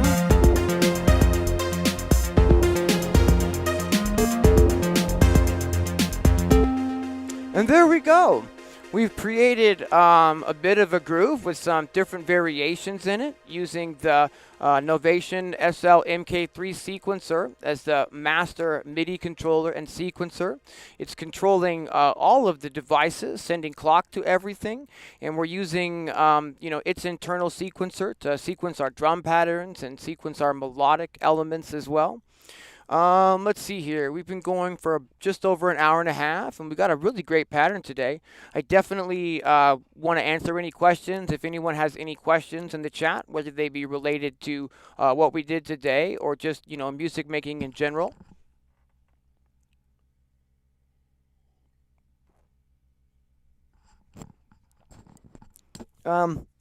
But honestly, this one came together quite a bit faster than I was thinking it was going to today. For those of you who might be, tuning in late, what we did today is I put the names of all of the 6 pieces of gear that we're using today. I put the names in a little cup and I shook it up, and then one by one we drew out the names, and that's what device we worked with in the order to create these little elements of this groove here. Hey, Luke, thanks for tuning in. Yeah, the sequencer is the Novation SL MK3. This is a MIDI controller and an 8-track sequencer. It allows us to do all sorts of interesting patterns. It has an arpeggio function into it. We can actually, I don't know if you can see, of course you can see, there's lights here above every single key. It even has scale modes built in for those who might be music theory, not super great at music theory rather. And you can put it into scale modes, and then just the keys in that scale will have the lights lit up on them. So that's a really handy feature as well. Yeah, what do I do when I'm going through that process on iOS? That's a great question. Typically, when I'm doing that on iOS, I'm using Beatmaker 3. So all I'm doing is, basically just going through my folders of samples, and then you just touch the sample, and it, plays it over the groove that you've got going. If I'm working with a virtual synthesizer, like an AUV3 synth, I'll do the same thing. I'll have a MIDI controller plugged into the iPad, and I'll just be scrolling presets. If there's something like really, really specific that I'm after, I might try to program that, myself. But often I find that just kind of scrolling through presets will maybe set off, some sort of inspiration. I've been at this for so long. I don't often like have an idea to start with. A lot of times, I might just let the sounds themselves sort of influence what I'm working with. It depends, like obviously, if I'm making dub techno or something, then I'm looking for more of those type of sounds. But a lot of times, I sort of have a tendency to do a lot of the samey kind of stuff. So sometimes just scrolling through presets that other, sound designers made, gives me a little bit of inspiration to maybe head down a rabbit hole sonically that I might not have discovered on my own, if I'm just programming everything from scratch. But yeah, for the iPad, definitely, I mean, Beatmaker 3 is like my go-to kind of, and I've got all of my samples stored inside those folders. If I want to, like, for instance, bring an audio loop into AUM or something like that, I can just browse through AUM's file browser to those samples inside of Beatmaker 3 and drag those right into the file player inside of AUM if I want to get a loop going. Hey, what's happening, Steven? Thanks for tuning in. Yeah. Yes, this is absolutely, let's see here. We're completely DAW-less today. I know I've got Ableton open in the background here, but that's just for some visualizers. It's not actually being used in any way. We're not connected to it via MIDI or anything like that. So it absolutely is DAW-less, and that's how we're using it today. It goes a lot deeper, actually. If you really get into this particular sequencer, you can assess. You can't really see here, but there's 8 knobs at the top. We've got 8 sliders over here on the side, and we've got 16 buttons over here at the top as well. And these are 100% assignable on every single sound. We've got 8 different sounds, like we can control 8 different pieces of external gear, and each of those presets to control the external gear can be completely set up to do whatever you need it to do with that gear from this master controller. I just don't really use it that way, but for instance, we could use the faders here for instance, if I pick a synthesizer, I could have these assigned to like attack, decay, sustain, release, maybe volume, so that I don't even have to touch the synthesizer to adjust those things. I can do them right here from the SL-MK3. I believe mine, I think, was $5.99. I got it right when it came out. So I think it was like pretty much full price at that time. I think it might be a little bit less now. But as far as the sequencer is concerned, for a standalone sequencer, I find it really, really fun to use. I also like using the Digitakt, and it has 8 MIDI tracks as well. So we've got 8 MIDI tracks here, or I can use the Digitakt as a sequencer. But the difference is that with the SL-MK3, I can play like 6 notes on any step I want. It's like 6-part polyphonic. I'm not saying that very well, but you can have 6 notes on any step, so you can play big 6-note chords, okay? Whereas the Digitakt will only allow you to put 4 notes, four notes on one step, so you can't quite get as robust with the MIDI sequencing as you can with something like this. And of course, you've got the keys, which is nice, and built-in arpeggios on the SL-MK3 as well. And like I said, you can get it in scale mode where it only lights up a light above the keys that are in the scale you're working with, which is also a really nice feature. It connects seamlessly with Ableton as well. So like if you're switching back and forth between hardware and Ableton, this is a really great controller for that. Definitely a pricey controller though, because you have that sequencer built in. Most of the other MIDI controllers are just MIDI controllers. They're not going to actually be a standalone hardware sequencer, for instance. Okay, well, I think we're going to hang out for just a few more minutes in case anyone has any more questions, and then I think we're going to call it today. I think we've got a pretty robust groove built here. Some different patterns.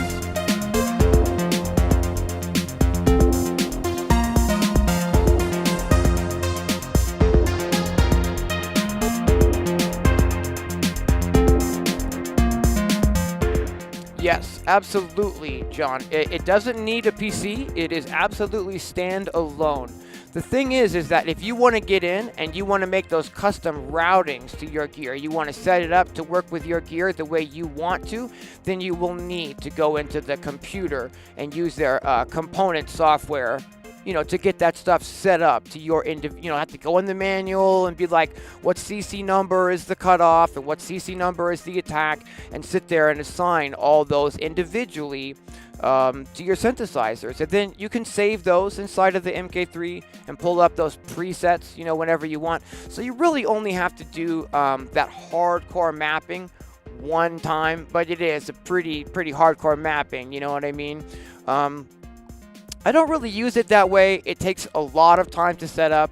It doesn't work 100% as I expected, specifically with the changing of the presets for the external gear. I don't know if you guys have external gear, but every single thing I have handles presets in a different way. For instance, like the Virus Darkstar, for instance, it holds banks of 128 presets in the bank, and then there's like 26 banks of those 100 presets.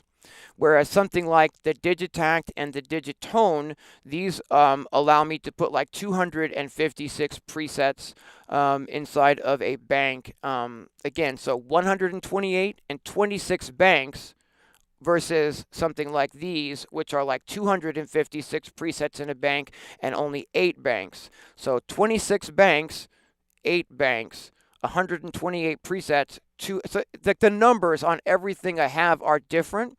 So the way that the Novation sends program change messages isn't like set up to be different for every piece of gear. It's not like a super customizable thing where you can get in there and say, okay, this piece of gear works this way, and so that's how you should work. It kind of only has sort of one method for changing presets on gear, and it doesn't work with even all of their gear. For instance, I have a Novation KS rack back here in the corner. It's made by Novation, and when I tried to set that up with the SLMK3 to get the SLMK3 to change presets in that, I was unable to do so. This is a long time ago now. I mean, I've had the SLMK3 since when it came out, but I want to give you guys the inside, scoop on the details and whatnot. So I was on the phone with Novation customer support trying to figure out how I would get, their piece of gear to be compatible with their synthesizer, right? And it just isn't.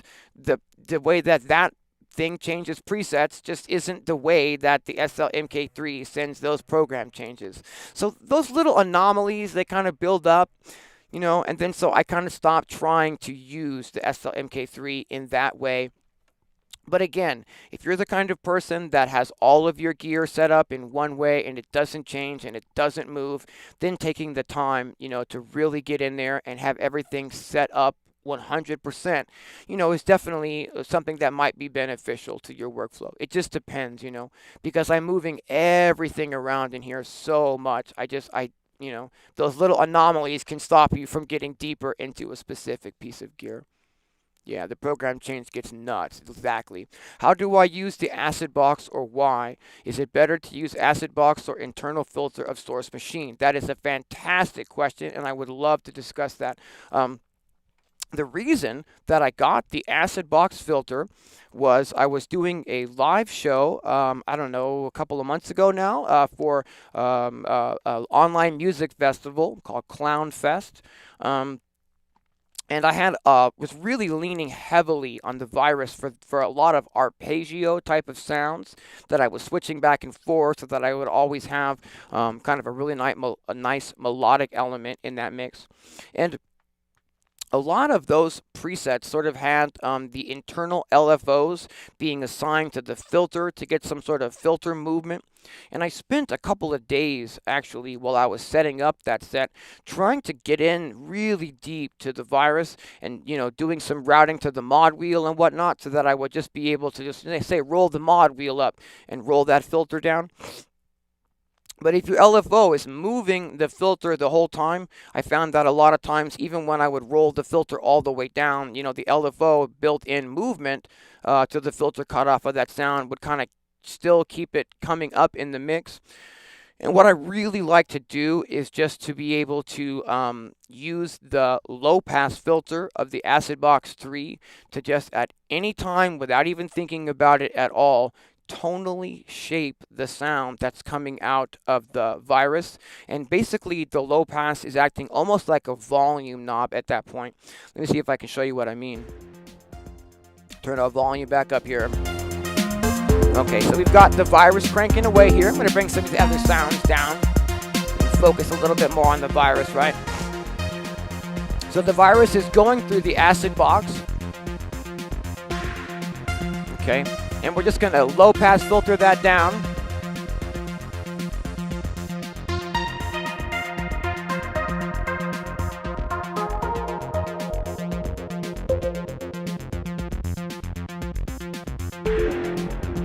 And now it's just pretty much gone, and I filtered it down. It's still playing in the background, and at any time, I can just kind of roll this filter up and get it back in, right?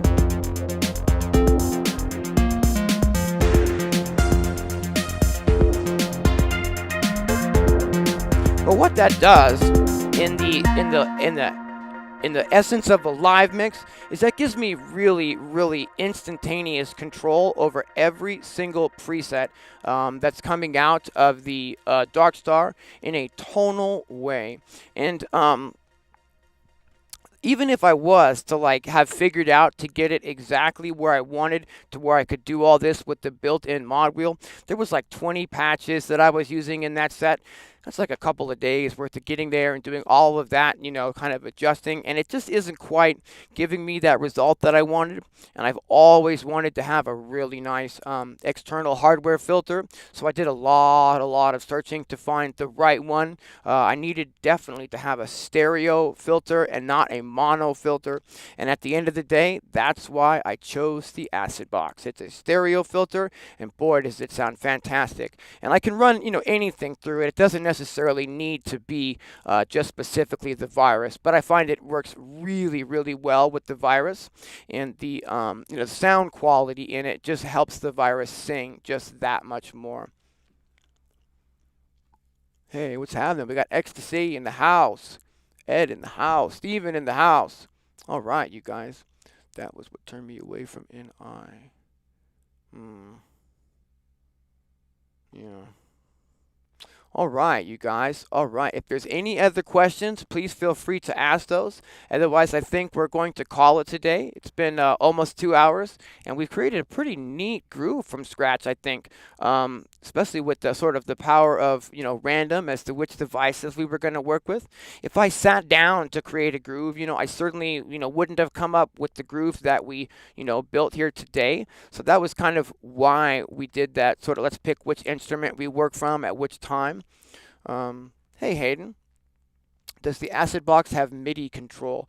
It does not have MIDI control, no, but it does have an input to where you can sync it with some external gear and use the LFO to get your LFO rate in sync with your mix.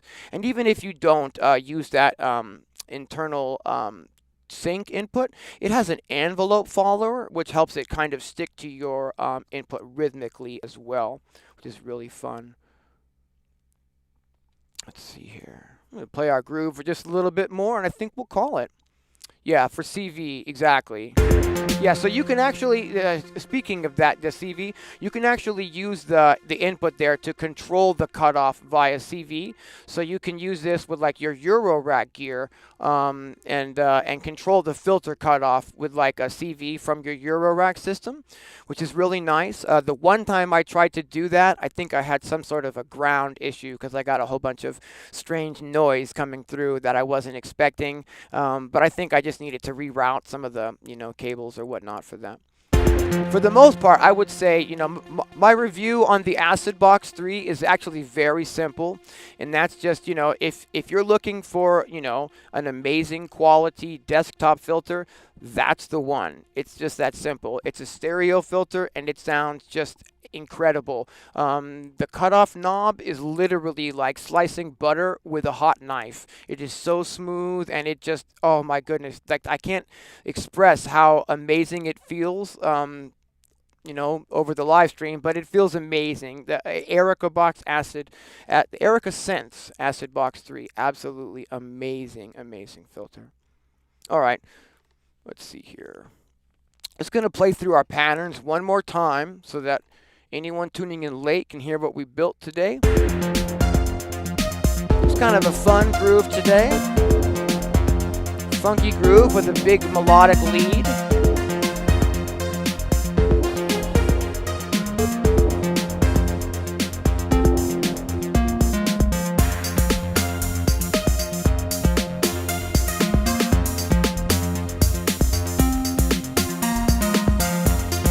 Thanks, Ed.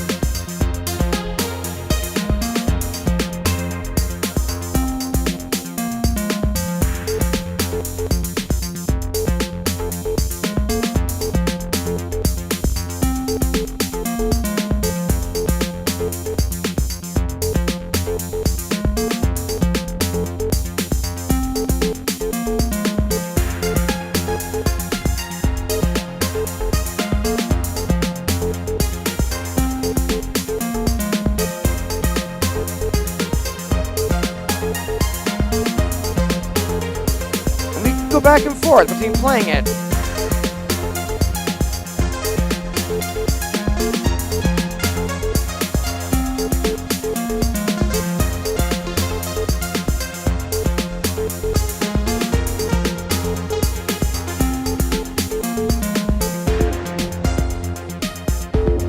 Thanks, Peter. Thanks, Brian.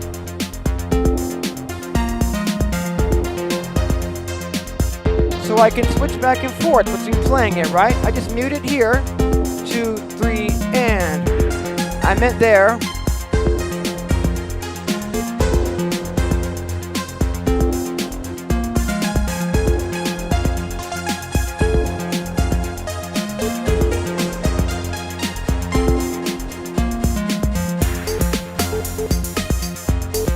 Hey, thanks, Steven. I appreciate that.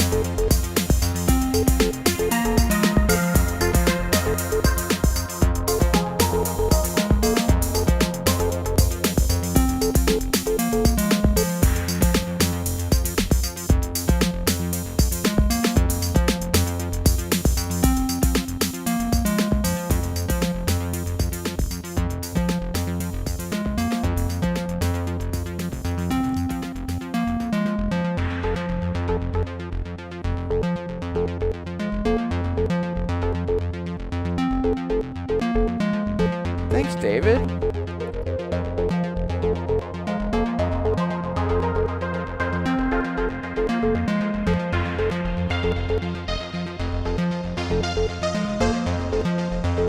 Ooh, come on, that lead.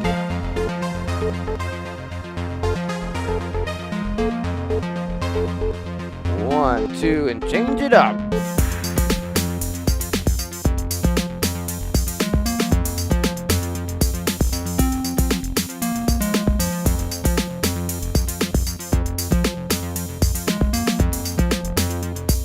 Thanks very much, Martin. Yeah, I really, really love being able to control the multiple devices from the one central location.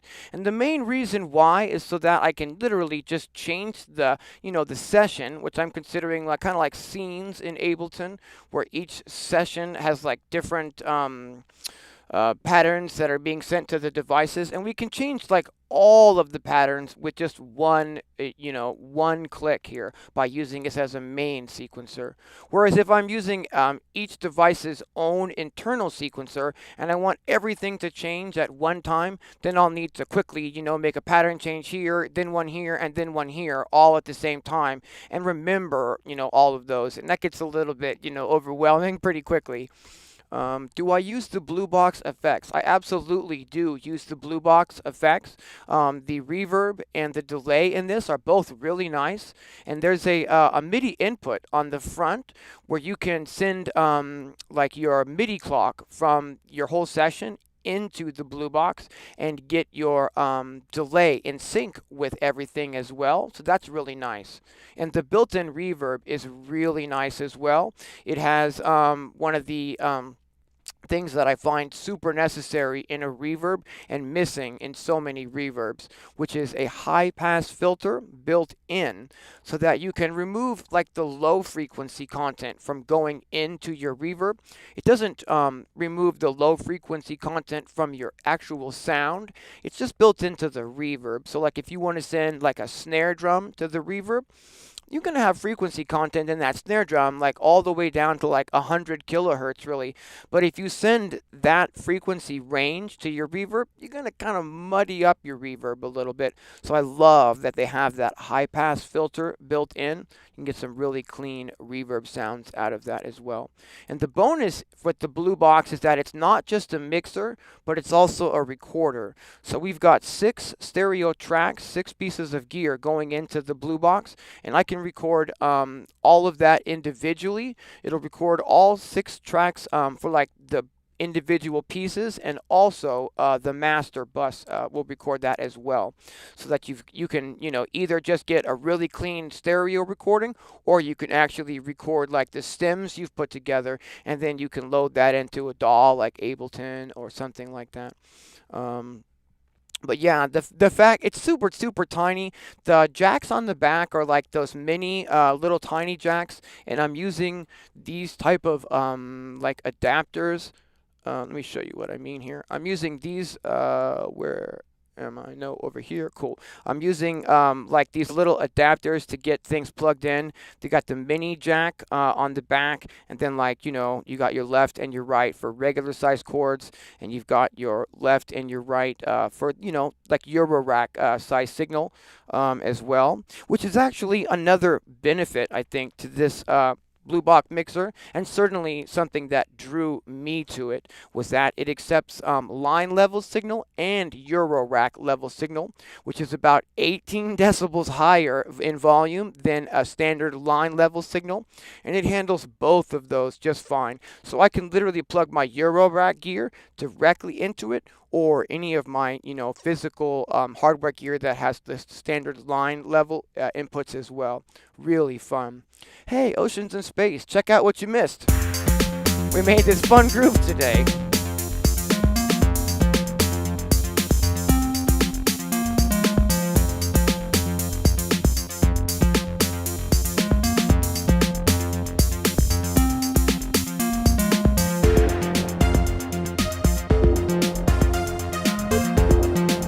Absolutely, Brian. Yes, I've only had it for just a little bit of time, but that's the whole point. I'm definitely going to get a lot more recording done. Yes, absolutely.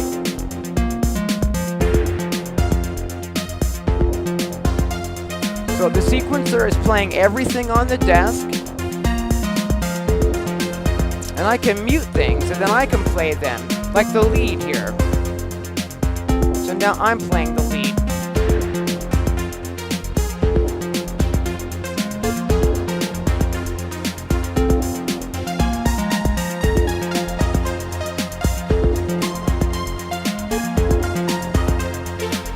Or hit wrong notes even.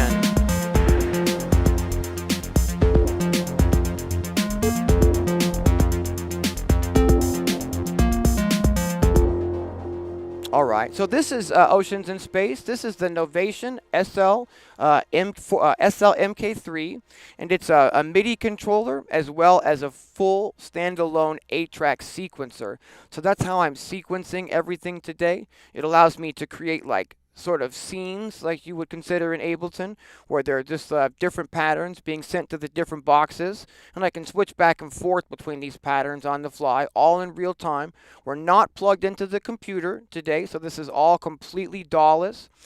This is a pretty expensive, controller, but because it is a sequencer, a standalone hardware sequencer that gets pretty deep. That's why the cost on this one is so much more than your average controller. But I find it really awesome for just bringing out and being able to sequence whatever gear I've got on the desk.